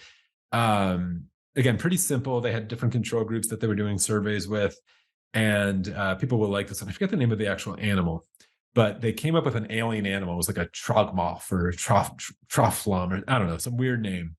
And they gave it a bunch of characteristics. And in one group, they gave it sort of intelligent characteristics. They said like you had like basic tool use and social relations, and it could remember words, gave it some like intelligence levels. And in another group, they gave it really low intelligence. Like it just doesn't really do much of that, doesn't display any of that. And they asked people about the ethics, like what kind of rights should be granted to this. Then they would tell them about like, should we eat that animal? Or like you find out that there's people eating that animal on another planet or whatever. And it's sort of a straight slope as far as you give it intelligence and people are like, no, it should have rights. That's really wrong that people eat that animal. Like, oh, it recognizes names and all this kind of stuff. That's really wrong. But as you give it less intelligence, so it doesn't track your sentio thing totally flat. It slopes with intelligence. It's great, yeah. Right. But I'll get to some of the punchlines. What they actually, the description of the intelligence that they gave that alien animal was literally the description of pigs on Earth. So, which we know are really intelligent. So there was sort of three different versions of this. So there's the alien animal, and it tracked intelligence pretty much. Everyone was like, yeah, it should have rights. There were some people who said, no, eat every animal. Humans are special, whatever. These are the kind of people that, maybe they forecasted where the study was going and were cheating a little bit in their own minds. Or some people just are more of that, like you said, kick the puppy kind of people. But it's pretty rare. Most people give it moral value. So here's the interesting part. Then they did the same study with, it was North American participants, and they gave them the same exact kind of questions, but with a tapir. It's an animal in China. It sort of looks like an anteater. In the West, we don't eat it. It's like not on the menu. It's just not in our diet, but it's on their diet. And they did the same study, and tapirs are actually really, really smart. They're like pig level. And people in the West gave it almost the same grading of the aliens. So we could almost do this experiment without going to another planet, just do it here with different cultures. And people were like, yeah, they should have rights. It's really, really wrong. You do the same study in Asia and they don't do that. But then you do the same exact study with just pigs, which is on the menu in North America, and it just falls off the map suddenly. And the scary part is you could do the same. You don't have to do 3 separate control groups. You could do the same questions with the same people. So they've just answered the question about the alien. They've just answered the question about the tapirs. I can't pronounce it. And then they change their answer when it comes to the pig. And it's a finding that's like pretty alarming. I don't know what you do with that, where it's all you did was just like whatever triggers in their mind of like, well, no, pigs are different, or I eat pigs, or it's cultural, whatever's going on in their minds. Suddenly the moral evaluation of like, you haven't even primed them, which is crazy. Like the moral evaluation of eating a pig still is almost nil.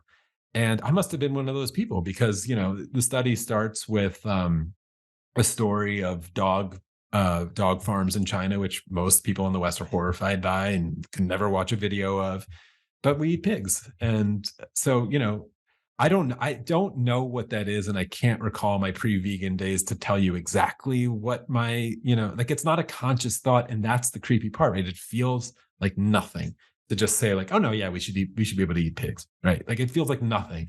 And so how do we break through that? not to throw cold water on your epistemology thing, but it feels like a perfect study to almost just be like, well, maybe not so fast, Jamie. Like these people are clearly using an epistemology of intelligence equals moral consideration, but then it just goes out the window when I said the word pig. Yeah. That's it. Yeah. So like, and I what do think you do with that? Maybe that's it, right? Maybe my point is, or shouldn't be, that epistemology will fix this thing, but the epistemology is so easily broken by these types of motivations. And I think if you can, maybe your best argument is like, if you could convince people epistemology is so valuable in itself and to love it so much, you might notice what you've done there and then question it. That's interesting. And I think there's some hope for that. So I don't know. I don't know the way past the me paradox. I'm curious. I don't have the book yet. It just came out. I'm curious what you think of it. I'll definitely listen to when you talk. It's fascinating. And I'm hoping to have Rob on as a guest as well. Although I found it a hard read because on the one hand, I'm very used to dealing with people who are just in denial or avoidance or just don't want to deal with it, or they're trolling, or fine, right? That's sort of normal for a vegan on Twitter. I almost find it hard to have a conversation with someone who genuinely ultimately gets it but still isn't acting. There's this sort of visceral sense of frustration I feel when engaging with those people. So in a way, it was a great read and a fascinating read and quite insightful. But at the same time, there's one of the comments on the blurb on the back was, sometimes this is even a funny, amusing discussion of this paradox at the heart of human behavior. And I'm like, this isn't funny, right? It's not funny, right? This is not funny, right? And there is this sense of, almost stepping back and looking at the cognitive dissonance and going, oh, aren't humans weird? Aren't I strange? And I'm like, my God. So it's, I found it a difficult read, but still a fascinating one. But the perspective, if you imagined writing that book around some sort of ethical horror done to humans, you would never get it published, right? You could not just sort of neutrally say, here are these things, and isn't it fascinating? And I don't know, maybe it is an analogy to Arendt's work in a sense, right? I mean, that's what it's like. Go ahead. But this, when you're talking about it in the context of harm done to humans, it's very clear what the moral grounding and the stance is, right? That this is a incontrovertible, horrific evil. Now let's understand how ordinary humans could come to do it. And that's not quite the tone you'll get when people are talking about the ethics of animal agriculture. It's more of a, maybe one side, maybe the other. Isn't this sort of fascinating human psychology? And that core ethical clarity when it comes to the moral patience. Yeah, I don't know. It just feels hard for me to engage with. I think it's incredibly frustrating studies. I mean, but yeah, when you bring it to the human, I think there are, what happened in Rwanda. There's a really horrible book called Machete Season. Horrible as in it's good because it's just so horrible about this, and it's like interviews with people who participated in it. But you could literally do the same meat paradox study. You could call it the Tutsi paradox, and being like, yeah, you grant value to humans, but not these humans. And they're like, well, yeah. Unfortunately, when it comes to humans, people are sometimes more aware of their political justifications and rationalizations for doing this kind of thing, and then you're deep in the weeds of moral consequentialism.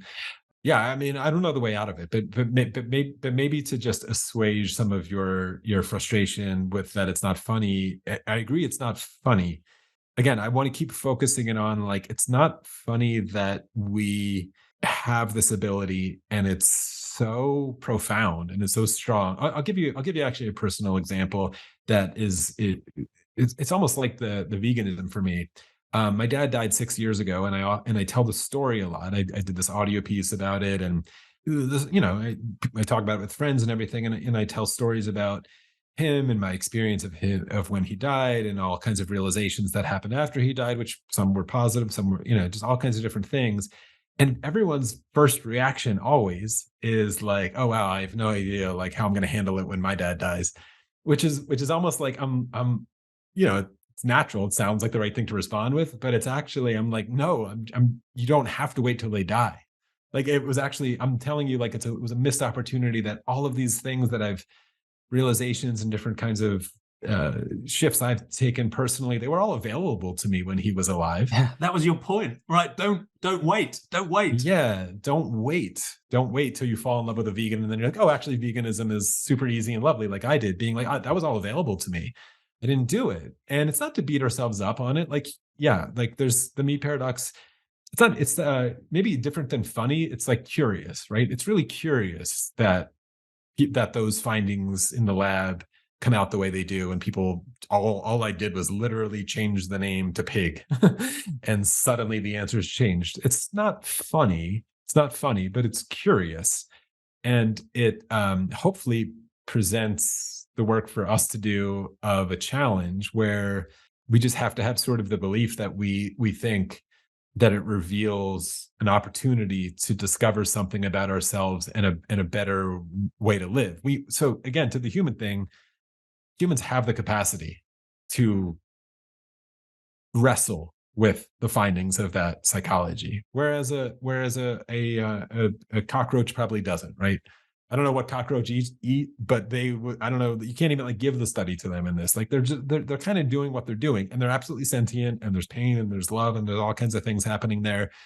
But they don't struggle. Animals don't tend to struggle with cognitive dissonance at all. They're not aware of it. So the fact that we even have a word for this, the fact that this finding is something, and if an animal could respond, if a lion could do the study and being like, no, gazelles are food, whatever, like, it would probably just fall into the naturalistic fallacy. If a lion had this capacity, that I've already ruined the experiment because I've given it language, but if a lion could do it, it would be like, I eat gazelles. That's what I digest. Like, that's what I do. And so they use the necessary one, right? Like evolution geared me this way. And evolution has geared us in complicated ways. The naturalistic fallacy, as you and I know, is just really a rehashing of the necessary way to get out of cognitive dissonance. It's the one being like, well, I'm evolved to do this, and I really have no choice. I just have to. I evolved to eat pigs. I didn't evolve to eat that alien one, and so like, yeah, okay, it's not. That's morally how it plays wrong. through. Yeah, they're different. They're just different because they're part of this story, and that is the failure to embrace the transcendent nature of human knowledge creation, to actually question who we are and what we are, and engineer ourselves away, if we want to, evolution. We're not bound to it. I think I wrote an essay a long time ago. You probably read it, of the 2 burgers on a plate thing, where I lay out this argument. But I thought it was a cool kind of thing I stumbled upon at the end of, like, if an alien came down and had 5 minutes to be like, just show me something interesting about humans, I just need to know something. And I was like, bring them to a grocery store and show them, an alternative meat product and explain it. I think the explanation of that is so cool, and actually sort of like distills what's interesting about humans, being like, we evolved to like the taste of animals, but we kind of decided it wasn't like a moral thing. So like, we're designing these products to try to, bring ourselves out of this. And it's really complicated. And look, like, we even made it look like the ground meat of the other thing. And like, I think it's a fascinating object to show them. And when you get cultivated meat, that will also be an interesting argument, or an interesting object to show them. But I think showing them a Beyond Burger is sort of fascinating. And that's one of the, I think we'll come back to this when we finish up with this sort of how to make a better future question. But I think that's part of I think the hope you're finding is that we do have this capability to examine ourselves, examine our beliefs, examine our ethics, and, want to do more, right? We might want X,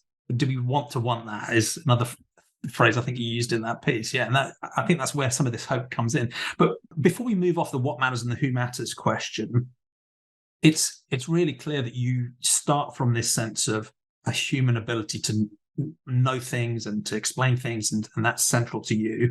But it's also clear that sentience and the capacity to suffer is important to you in sort of setting a scope of moral patiency, that you do actually think that the suffering of a cockroach is relevant, right? Even if it can't create knowledge or do things that humans can do. So I think that's fair, that you see sentience as a relevant characteristic when we're thinking about setting that scope.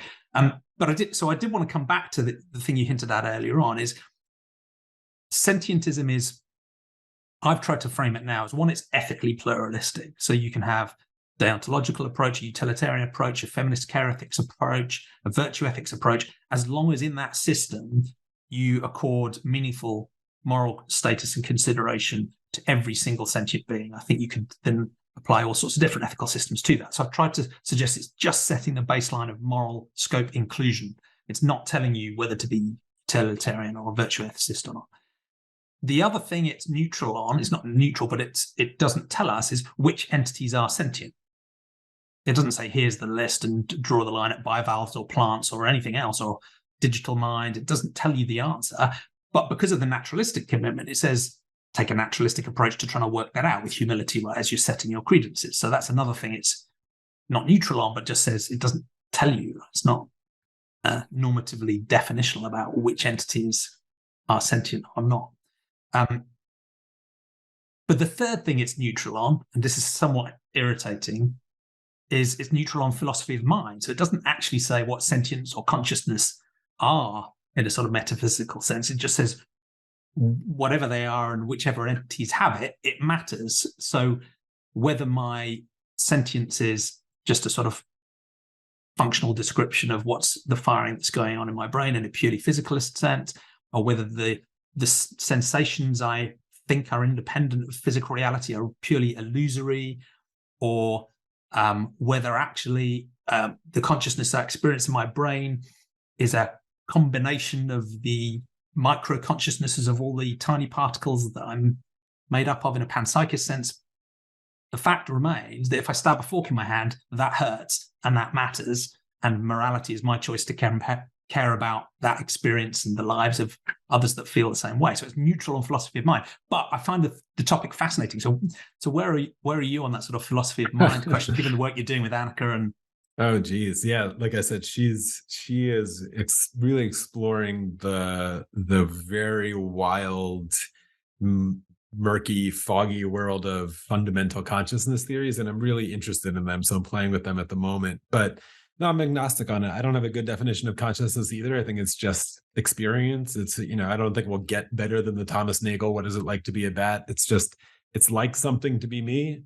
And I'm the only one who can know that and prove that. And it's trapped in myself. And so, and it matters. It certainly matters to me. And now it is my, it's solipsistic, if that's a first word for people hearing it who are not in the philosophy jargon, but it's like the Truman Show type things where the only thing you know for certain is that you're conscious. Everyone else could be a robot. Everyone else could be a hallucination. You could all be virtual reality, but only one thing, and it's that you are conscious. I think that's right. I think that's experientially right. I don't know if it's scientifically right or if it's like a framework in order to ask better questions, but I think it's experientially undeniably true. I know it is, and that's it. Like, you can't refute it. So, yeah. But even with, it seems like a solid starting point, at least. It's the only starting point that I could start from. And now back to the moral opportunity thing. Like, I can just decide that you are a robot and don't matter and you're not having any experiences and eat you, I suppose. Yeah. But I could decide that's the capacity I get, and this broaches on sort of the free will thing, that I get this opportunity to navigate this experience, or at least feel like I'm navigating the experience with some opportunity to navigate it morally and decide what that really means. So I'm with your definition of sentience, like, sign me up on board. It's like a prerequisite for any moral framework, which it's like hard to deny that. I think it's a prerequisit. It's like, I think so. How could anyone disagree? Yeah. But it's only a baseline, right? It's only a baseline. It's only a platform. You could, but it doesn't get you as far. I mean, like my criticism of it before is just like, I'm not sure how far it gets you. Like, a Christian fundamentalist who thinks the animals are all just here for our playthings could say they're sentient and shrug it off, of just like, or even just give them an afterlife, which is a way out of a lot of these problems. If you just say like, well, this isn't the end and they get to go play around in heaven or other humans do, then, this isn't really all that bad. Then I'm on board as a prerequisite. So yeah, so where I am on theory of mind and consciousness is just as lost as everyone else. I actually love Dan Dennett, who's like the antithesis to Annika Harris and her thing, but I love both of them, and I really want to understand both of them. And I feel like they're just frameworks in order to hopefully do better question asking and better science in the end of these questions. I'm really, really interested. Do you know the IIT guys, the Integrated Information, Yeah. Giulio Tononi people? Yeah. For people who don't know it, it's, they take a very naturalistic approach of like the physical world is out there. Consciousness seems to emerge from systems, at least it's emerging in my brain. And I don't know how. So then the work is really to describe different types of information processing systems like this laptop in front of me or your brain or Oyster or whatever it is, and figure out, if we can, mathematically describe how much consciousness or likeness or experience must be generating within it based on the way that literally the physical information is flowing through it. It's like it's really promising on sort of a purely naturalistic scientific endeavor in that way, which is more intuitive to people. But to your epistemology question, just imagine we have a really, really good, let's say IIT or something like it gets really, really good. And there's some ways to test it, actually. Some of the more interesting ones that are more tangible to people are like locked-in syndrome, or someone coming out of a coma is like, can you do the math on someone who's in locked-in syndrome, even though they're not outwardly showing you any of the sentient stuff that you're asking me about? And have a sort of sentience detector on that. Yeah, but you can measure it, being like, oh no, they're really in there. And then if they come out of the coma in a year and you can ask them like, hey, do you remember? And they're like, yeah, I was thinking this. And we're like, yeah, we saw that on the thing. We know you were thinking about, Mount Everest and so that would be pretty compelling data. And they're actually having some success in that world. Let's just say we have this mathematical description of consciousness that seems like a pretty good detector. Like it's someone can imagine it just like, a metal detector on the beach of like, oh, consciousness is here. And we're pointing it at a lamb or something. Well, people still eat lamb. And that's where I think, okay, we've like alerted them, like we've set up a red flag of the cognitive dissonance of like anybody who was trying to find an escape route that like, oh, it's really not conscious. They might be like, oh, that throws a wrench in my plans. But I'm less confident, just given the meat paradox stuff, that they won't find.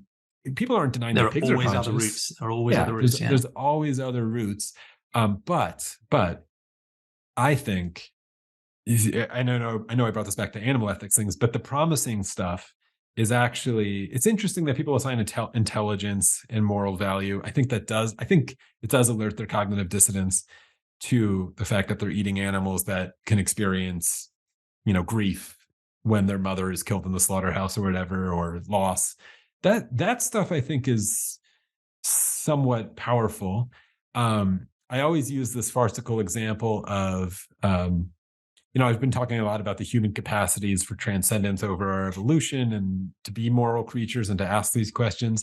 I think all of that falls under the category of the animal that could do art.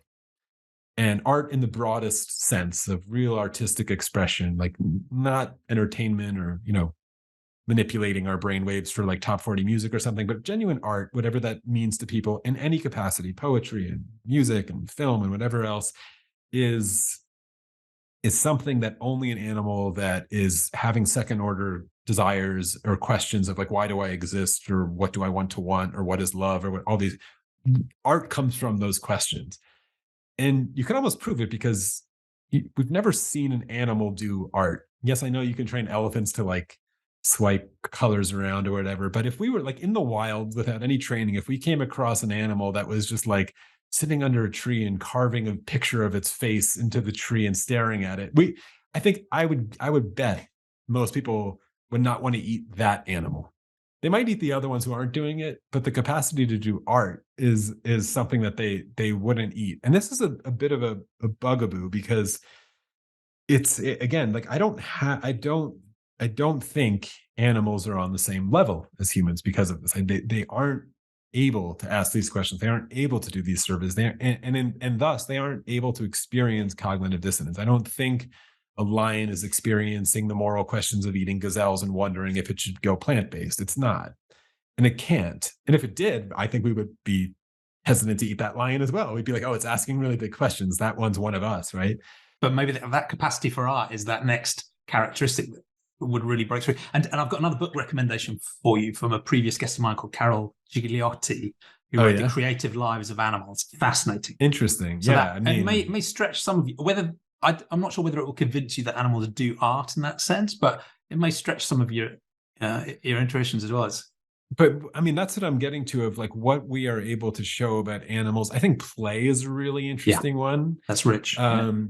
Play is rich, love for mothers is rich, stuff like that. And all animals play, and play pretty like significant, detailed, like fun, complex games. This might be about the creative life. I know Franz Ball, who you mentioned before, is not vegan, but has done a lot of really interesting studies on Another previous guest. Yeah.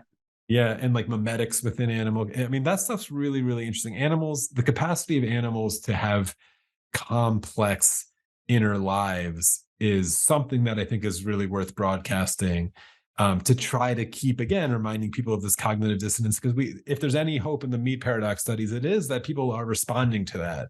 They still are clinging to the pig thing pretty strong, and like, but there's capacity for that. So back to your entire question of what consciousness is, what self is, I don't know the answer, but I do know that granting it is something that we have the capacity to do, and then attaching moral value while granting it is something that we have to do. So I'm just going to answer the same thing of the moral opportunity to not eat animals, whether or not they have this intrinsic ability to do art or ask these big questions.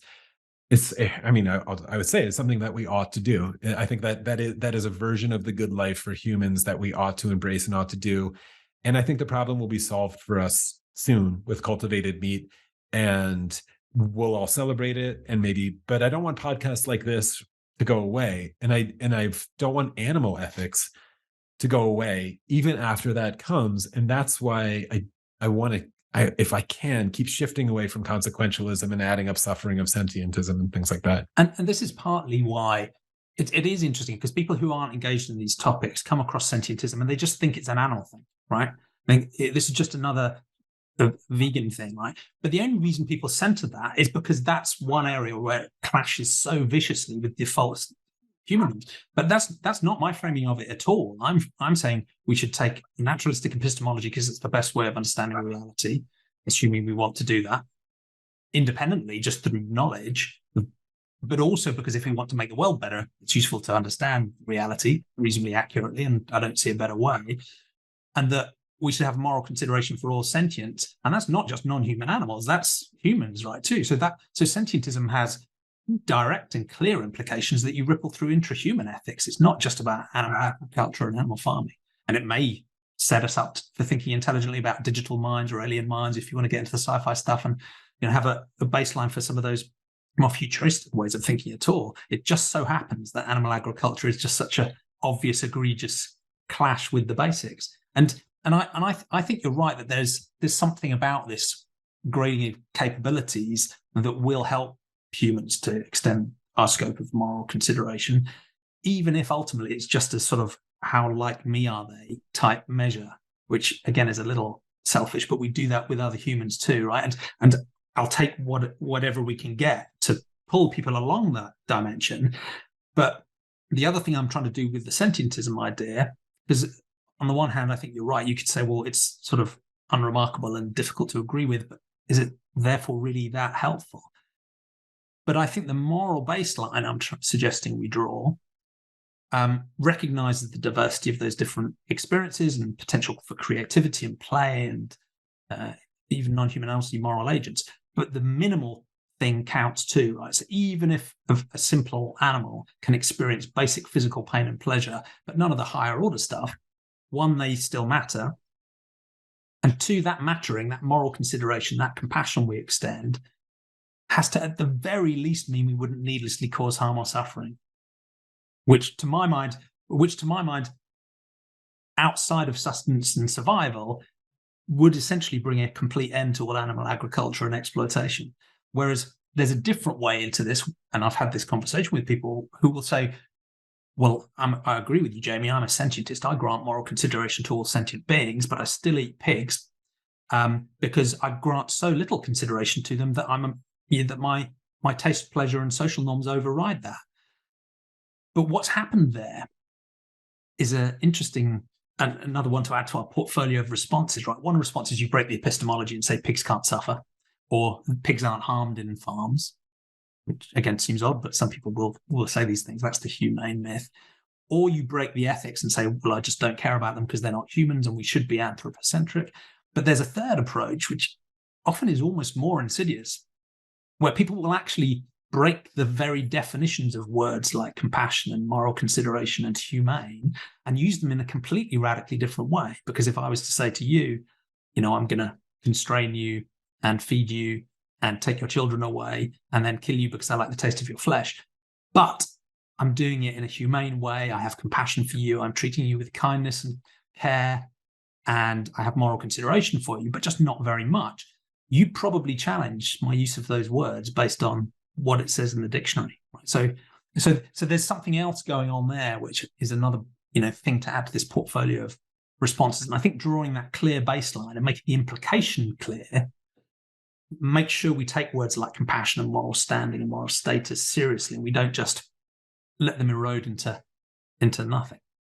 Yeah, I think sentientism is again a way to alert or hold a signpost up of people's cognitive dissonance. And you're right, it's not just animals; it is the egregious one, but it's to other humans and whatever. You could talk about sweatshop labor or what's happening in an earthquake in Syria and all kinds of stuff. And it's a good reminder for people. But I feel like it's there's just more work to do with the exits that come next and all of the ways people get off the train. But it's funny. I feel like I have been coming off sounding like the pessimistic one, but I'm actually optimistic. But this final question is, how can we make a better future? And we are in this weird situation where, as we're discussing, it's not just a question of magically fixing epistemology and ethics. We've got this whole world of human psychology and social norms and political will. That's really often the dark heart of the problems, and whether it's animal agriculture or climate change or intrahuman discrimination or war or poverty or whatever the problems might be, often that's where the challenge seems to be. And you've been talking all the way through about this sort of balance of frustration with us as humans, but also this optimism that we do have this sort of meta capacity to examine ourselves and improve. But talk us through the optimism. Where do you go? Yeah, because and an emotional. I'll tell you a story. So this is from before we were recording. I was telling you poking around on this one project, and I did a tiny bit of filming for it. But I don't know if you're aware of the Right to Rescue effort and this guy Wayne. You know Wayne. So for people who don't know, and you followed the case in Utah and stuff. So I was following this. I did a little filming with them, and I could tell the story without revealing anything, but. For those who don't know, he runs Direct Action Everywhere, although he's rebranded and has his own blog. Really, really, really smart guy, trained lawyer, and has this legal theory that he's been dying to argue in courts. And it goes like this. It's really simple. It's right to rescue, where in most states in America, if there's a dog who's overheating to death or whatever in a parking lot, and you see it and he's really suffering, and you break the window to rescue the dog, this is not considered theft and it's not a crime. You can rescue this dog. Or if you see animal abuse at your neighbors or whatever, and you take the dog, you can. This is not a crime. He basically is like, oh, okay, let me extend that, because there's animals over there in that huge factory farm that's up the road that are probably suffering. If I go take a look, do I have a right to rescue them? And so this is really the argument he wants to put in front of cases. And he hasn't been able to make it entirely cleanly yet. But in Utah, he and a few others, this was a bunch of years ago, the New York Times ended up covering it recently, did an investigation, in quotes, they went through all the legal, asking if they could do whatever, but they go in the middle of the night with a bunch of cameras and film a pork factory farm, Smithfield Farms, largest pork producer in the world, Chinese-owned company.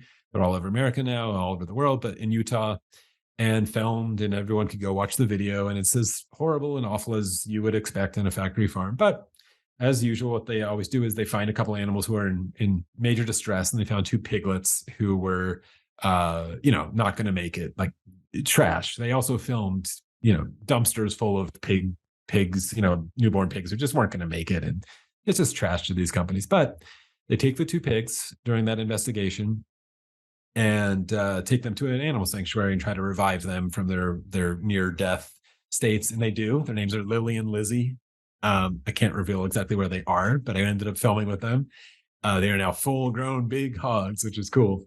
And they survived. But anyway, they posted the video online a few months later. Smithfield, of course, had no idea it had happened, and they're not going to notice 2 piglets are gone until the video is posted months later. And they're like, oh my God, people were in our place and they stole our property, right? And they arrest Wayne and his co-defendant Paul, and they get put on trial and face 10 years in prison. It's crazy. Felony burglary, right? Smithfield goes after them. This is a very rural, very conservative and county. how many FBI agents were put on the case? Oh my God, yeah. FBI agents came and visited the pigs and like cut off a piece of their ears to do like a DNA test, like crazy stuff, to be like, are these really the pigs? I don't know. Anyway, it got crazy. Clearly, you've read about the case, and maybe some of your audience has, or if they haven't, it's really interesting. But bottom line is, they were acquitted, which is cool. And they were acquitted, and you can go and watch some of the case. The actual acquitting wasn't, again, the entirely clean, ethical, legal argument that Wayne's been wanting to make. But they have a lot of other cases. If you go to righttorescue.com, you could follow other cases, and he's trying to make this argument all over the place, which is really cool. But they were acquitted by a jury, totally acquitted, both of them. And my understanding of it was, they weren't actually allowed to admit the evidence of the suffering of the pigs, because apparently that wasn't relevant. And they ended up partly winning on the basis that the property, these 2 pigs, were essentially valueless, therefore valueless. Yeah. So but you got this sense that, okay, that's the legal argument that carried it through. Right. But what was in the mind of the jurors? Yeah. I mean, these. So people should, as the punchline, you got it right. They basically made the value argument. Being here. This is a puppy. What's that, Luna? What is Luna it? can come on the screen. Not too good. Are you going to play ball? Are you going to come up or not? No. I'm busy. I'm talking to Jay. Come on. Come and say hello. He's looking a bit skittish. Luna understand the existential? I'm just kidding. I think she does. It's a great name for a dog. So you got it right. They Wayne, that was a little disappointing to Wayne, because he wanted to make the really like ethical, just do the right thing argument. Yeah. And his closing argument is great. He's his worst critic. He didn't think he did well, but I thought it was beautiful. If anyone goes to find the transcript, but it was, the value argument maybe won the day. But so I got to film, and I'm not going to reveal anything here, but with jurors, 5 of the jurors, it was an 8-person jury, I think. 5 of the jurors, there's Luna. She'll like the story. The five of the jurors met with Wayne and told sort of their version of why they found what they found and their version of things. But we actually all got to go and meet the pigs in person. None of these jurors are vegan, right? This is like their first exposure to this. One of them might be teetering a little bit, but we went and met the pigs. And again, I can't reveal any of this, and I'm not sure what's going to happen with the project. But when people have this personal one-on-one experience, it triggers cognitive dissonance in a pretty aggressive way, and in a good way. Like the humanity of people who eat animals. Again, I'm sort of just doubting the people who maybe throw some bravado at you, like, oh yeah, I would slit that dog's throat and eat it right now. Yeah, I doubt it, actually. I think it's most humans aren't into this. And even like, cultures like Native American cultures that revered animals and ate them and prayed over them while they did it or whatever, like they were, and maybe they had a better argument about the necessity at the time and all that kind of stuff. Fair enough. But even, given a choice, I feel like humans don't want to really, really do this. And it's a denial of this. And even those jurors, like, it was important for Wayne, to bring them there and, show them. And it's a sanctuary. I can't reveal all of it, but all kinds of animals get rescued at the sanctuary. But Lily and Lizzie are there, and they're individuals, and they play and they respond to their names. And like, that's pretty powerful for people to do. One of the things, and I don't know if it's in the meat paradox bucket, because again, I haven't picked it up, is one of the interesting things, and I think in the UK they've done this, is required slaughterhouses to have a 24/7 live stream of the kill floor. Now, the stream is not going out to the public anywhere in the world yet, but it's going to like an agency that monitors for like animal cruelty. Again, I don't know how you are not being cruel when you're slaughtering animals, but whatever, there's some violations there. But imagine that feed going out to the public. Imagine anonymous, let's say some vegan hacker hacks the feed and puts it out in front of everybody's screen for like a full day, and people watch where their food comes from. That stuff, I know it's annoying to people what PETA does, and when animal activists remind them of where their food comes from. but again, the optimism is the fact that it's annoying and it irritates people shows you that something is bothering them there, and you've reminded them of the hard work of getting out of the cognitive dissonance again. It's annoying to get out of it. They'll find their way out of it. They'll make the arguments of saying, well, it's necessary, or it's cultural, or my grandmother really, makes this Christmas dinner and I don't want to upset her when she makes a ham. Everyone has their outs. And so my optimism is like, it still bothers people. Giving them that thought experiment of, what if I showed you where your food came from in a live feed right now? People don't want to see it. People are I think, bothered by it. And the optimism, hopefully, is maybe some of the stuff that I said makes some sense of having deeper conversations of what it means to live a good life and have integrity. And we all know veganism's getting easier. So the argument of necessity is getting weaker, and one day there'll be cultivated meat, and the argument of necessity will be as absurd as it would be for me to be like, I need an African slave right now because I need it to it's absurd. But at one time, that was an argument that had salience, and people found refuge in their cognitive dissonance, even if they were sentient like you and thought Africans were sentient and had moral worth, and these are good people, but it's necessary. And so they just never had to confront it. We'll get there. But my optimism from the utilitarianism is like, look at all this progress. Veganism's getting easier and people are solving this problem. My optimism from a ethical, human, what can we do for each other and raise compassion and all that is a little tampered, because in the global capitalist, consequentialist socioeconomic system, the argument of just like, well, the problem's going to be solved and the greater good just always works out, automatically and mechanically plays through. Yeah, we're much more like in the Festinger original, studies. We're probably all, somewhere between the $1 and $20 group of being granted the rewards of the world in such a way that we're not really confronted with the fact that, in their case, they were lying that the thing was interesting. And, here's my optimism in our case, that people are lying that it doesn't bother them that they eat, because it does bother them. It does. I mean, we filmed it. This doesn't reveal anything. When I was with that group with Wayne and some other people, they did just the protest at a rodeo. It was in a rural county in America, and there was a rodeo and a stock show. And, they held up their signs and they showed videos of what happens at rodeos, which is pretty cruel, awful stuff to animals. And people were upset, yelling at them, angry, whatever. And there's some optimism in the anger. And a lot of kids that walked by were just curious. And I overheard a lot of parents with their kids saying, like, just don't look at that, that's not for you. And even in that, we're all disappointed that the rodeo is happening and there's cruelty happening, but there's some optimism in just the it still affects people to see this, for better or worse. What do you do in the next conversation? That's the much more interesting, challenging part that can be incredibly frustrating for people, including my wife, who is like, well, it's wrong. Why don't they just stop? And it's like, well, most people have trouble just stopping. And there you go. So whether it's an evolutionary accident or not, whether it proves ultimately to be adaptive, we've got this capability to examine ourselves, to challenge ourselves. And I think part of your optimism comes from the fact that we sort of do want to be good people. Yes, right? I think we do.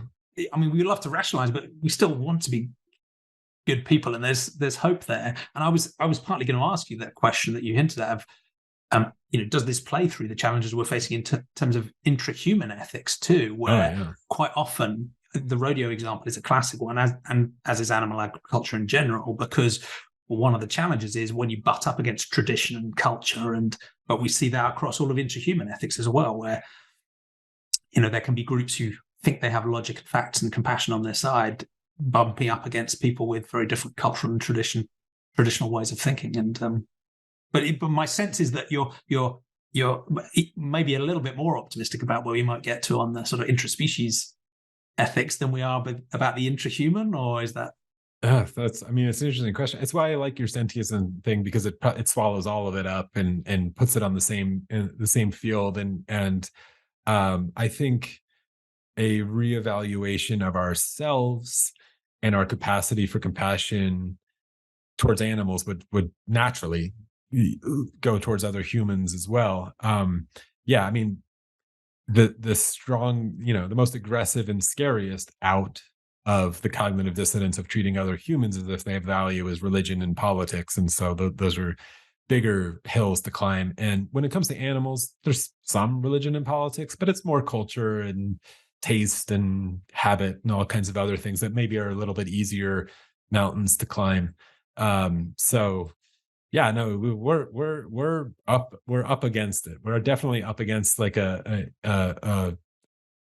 challenge of I want to reinvigorate the faith in the human capacity for love and compassion and for change on an individual level. What I would love to see, Mitch, I know we're out of time, but the key is when you can quantize the good world, which is more of a utilitarian thing, like how do we make a better world? You asked the question a few times, is if that quantizes perfectly down to, well, what is the good life and the better life, which right now it does not. They do not match, given our mismatched socioeconomic like systems. They don't match. Like on an individual level, people saying what the good life is, multiplying that by 8 billion does not lead to the good world. And that's if we can make that match through, and I think we've been too focused on the good world rather than the good life, the good individual life. And I I'll make my case. I think the good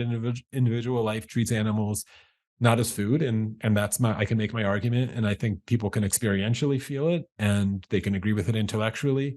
But really all it is that, because I do think most people agree with that on your epistemological level, and they will experience a kind of integrity when that happens. And that's what we want. We want to think of ourselves as good people. We want to think of ourselves as worthy of this weird experience and doing something worthwhile with it. And I think that's what integrity is.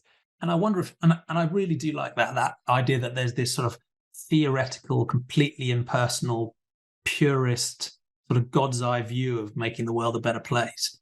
And yeah, that's an interesting thought experiment, but how is that relevant to what I'm going to do today and tomorrow, and how to live a good life with the practical pressures I'm facing, with the priority calls I need to make, with the constraints on my life?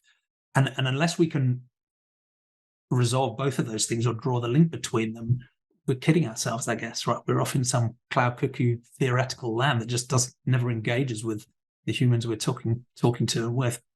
And I do think this, I didn't mean to, I think politics is incredibly important, although it's frustrating and boring, because this does lead to like what can you do on an individual level for all of this kind of stuff? And I've been putting these PDFs together for the Essential Sam Harris series that are really fun to download. And for the morality one, I was really proud and happy with the way this one ended, which was all about animal ethics, actually. And it was like showing, for example, Universe A, where in the past we used horses for all kinds of labor, like chariots and all kinds of farm labor, and they were mistreated. And, let's say someone in that world before the invention of the combustion engine was like, this is wrong. Like, horses are sentient creatures and have value, and this is morally wrong, even if they took my approach of like a humanistic, like I want to treat them better. Again, most people in that world would have all of the outs, even if they agreed with us on some level of it's necessary, right? Like, how am I going to get my crops there, whatever, and we just have to do this. Or they would find the outs of their lesser creatures, all the same stuff that everyone does all the time. It's all nothing new. But let's say you were one of those people who were like, this is wrong, and I think a better world will be one, and they were imagining some future world where we had gotten out of this problem. Something as crazy as cultivated meat, probably imagining a horseless chariot was just as crazy at one time, right? But they imagined it, if like some machine is going to solve this for us one day, how do we get to that world? Well, did they just wait around for it and abuse the horses and know that it's going to come, or they tell them it's just healthier, whatever, like they do? Yeah, that's fine. And you could have a political campaign, even if you think it's necessary, but you're like, this should really change, and I'm going to support that company. Oh, there's an inventor down the street working on it, I'm going to donate money. You could do all that stuff, or you could push a wheelbarrow around and just be like, I'm going to not participate in it because I feel better. Fine. And that could spark someone watching you of like, oh, there's a market, right? They could just be purely motivated by money, which is that's the system that we work on now. It's like, oh, there's a market if you solve this problem. and then someone invents the combustion engine and the problem is solved, or you can invent it yourself, or right, whatever. So like all of these, like the politics of not participating in animal eating, or the politics of sentientism, are really interesting of what you could do on an individual level. I don't have strong advice there. I'm not like a huge, like boycott kind of person to make a stink, but it moves the needle.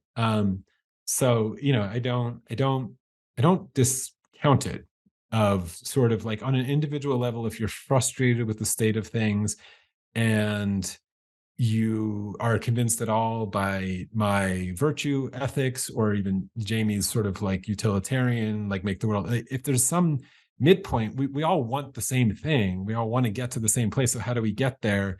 It's, focusing in on the psychology and being strategic with it, I think is an important aspect to it. So yeah, we've got to be realistic about the way human minds work. Otherwise, we're hiding to nothing. And I think there's some common themes that run through these things, right? And some of them are theoretical and some of them are pragmatic. But ultimately, things aren't going to happen unless individuals take choices in different ways that think are congruent with living a good life. And I guess in a sense, I'm suggesting that this sentientism idea can be the basis for a sort of virtue ethics approach as well, because who wouldn't want to believe things based on an honest appraisal of reality? And who wouldn't want to care about all suffering beings in a way that's sort of unremarkable? And there's a understandable hesitation about that sort of universal approach, because it is unashamedly universal, right? It's like every sentient being matters. But I think if our universalism is at such a minimal baseline level, I'm actually quite comfortable it's the sort of universalism that can still leave enormous pluralistic space for people to find different ways to live a good life, while still maybe there's some sort of ultimate common ground we might edge towards that could feel, virtuous and may even help make the world a better place too. But again, it's breathtakingly naive, maybe. No, I think there's a way to point it at yourself. You're talking, I know you have evidence-based sort of approach to the world, and I've been sort of discounting epistemology or evidence as really changing people's minds. But there's a way to point it at yourself that I'm advocating for. That would be the virtuous of like, well, what's the evidence of, and if I'm right that people, if there's people listening who aren't vegan and haven't gone there, again, I was totally one of them, and I would have not taken my advice that I'll give right now. Like, go try to watch an animal cruelty video and see if it bothers you. And of course it bothers you. Like, you don't even have to. You probably just were like, oh, I never would, because it bothered you just thinking of imagining what's there. And then your brain will do all the work for you. You don't have to worry about it. By the time you go and eat a burger tonight, you'll forget all about it, and we'll split the two away. But just take some, the evidence-based approach of like, okay, that's interesting. Our psychology is, okay, I agree with you, not funny, but curious how that happens. It's curious how that happens. And just ask yourself and wonder if is that integrity? Is that just my brain helping me survive? Is that just, of course it's all of those things, but don't we want to have an examined life? Examined life. Just remind yourself, consistent. Remind yourself that you have the capacity to wonder how to reduce that cognitive dissonance, which of course you and I would advocate of like, well, you could not eat the burger and go vegan, and hey, it's gotten easier. That's good news too. And there's a bunch of resources and like, we'll help you, all these kinds of things. But that's available. That's an option, as well as other options, which just be aware of the options. If you could catch your brain in the act, way back to the psychedelic thing, catch your brain in the act, not just creating your conscious experience the way we were talking about psychedelics, catch yourself in the act of psychology of like, oh, I think I've found the exit, so I don't need to remember where this meat came from, which is like, oh, it's Christmas dinner and I don't want to upset my grandmother. That's a tough one, right? It's a really tough one, right? That's one of the deepest ones. It's cultural.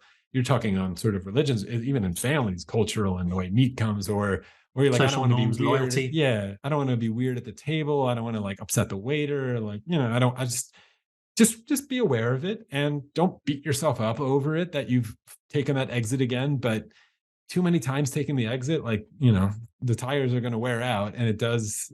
And then one day, and you're right, take the exit enough times, and one day the exit won't exist because cultivated meat will exist and the problem will be solved for you.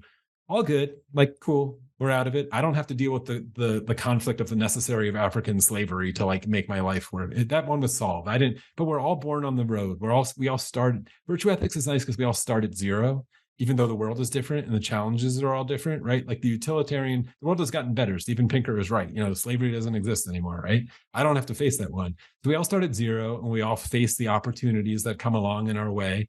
And just recognize that this animal one or the sentientism one or whatever it is, it's an opportunity. And if you find yourself taking the exit too many times, it's maybe a missed opportunity, because you and I and someone like myself who didn't take the exit until someone was like, hey, you're in love with me, you better go this way. I stopped turning. And then I was like, oh, actually the road is great over here.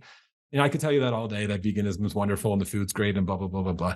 You won't miss anything. And believe me, Sam, you can be healthy. There's a million ways to do it. That's an unfortunate exit that people take. It's a necessary one that they try to convince themselves of. Not as easy for everyone. For me, it was very easy, but everyone can do it.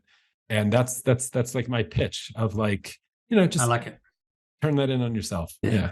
And ultimately, if we're all more virtuous, it might actually deliver better consequences. Yeah, I mean, I have no doubt. That's sort of a joke about consequentialism. No, but it was good. I have no doubt that all of this is couched in the consequences. And to my Sagan thing, of course, is like the ought of we are a way for the universe to know itself. We're also, it's all of that stuff gets better. The world would obviously get better, even if it's just as a side effect. Yeah. Well, because once you start noticing one, like you realize how fun it can be and how lovely it is to feel feeling integrity grow in yourself. And then you could probably do others. There's always more to work on. Always more to work on. Yeah. And that's fun. That's human. But take some individual sort of like responsibility of looking at yourself and noticing the ways that you're playing this game. And there you go. I don't know. Or fall in love with a vegan. That's all we need to do. That could be the answer. That's the secret. Yeah. Well, Jay, it's been an absolute inspiration to talk to you. Brilliant to turn the tables and ask you some of the questions for a change. But thank you so much for being a guest on Sentientist Conversations. It's been a real pleasure. What's the best way people following you, learning more about your work, keeping up to date with projects? I am not on social media, which is another thing that is I would recommend. But that took another like a crisis of a lot of exits. So a whole different conversation. Did you fall in love with someone who wasn't on social media? But she definitely doesn't like it. She definitely wasn't on it. But it was. Sam also has left it, thankfully, and I totally echo his. If anyone's interested of his why I left Twitter, it's basically I could have written it. Same deal. Wasn't healthy for me. Wasn't a good place.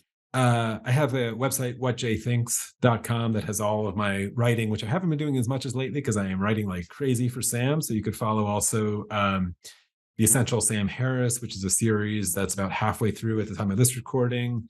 And I have my own podcast called Dilemma that you'll find on What Jay Thinks that I haven't done in a while as well. Some films coming out, a bunch of fun stuff. Just follow What Jay Thinks. I actually have a newsletter, which has a bunch of people signed up actually after, I got some publicity, and I don't bother anyone. But if I ever write anything that I think you should know about or do an interview like this, I'll email you something on the mailing list. So whatjthinks.com. That's me. That's wonderful. Well, I'm still going to claim you as a sentientist. It's been I'm in, dude. I'm in. It's a prerequisite. Pleasure. I'm in. Put me on the wall, right? There's my picture up there. I think you're up there already. I'll double check. Okay, cool. You just claimed me already. Thank you so much. You've been so generous with your time. Take care and stay in touch. Take it easy, man.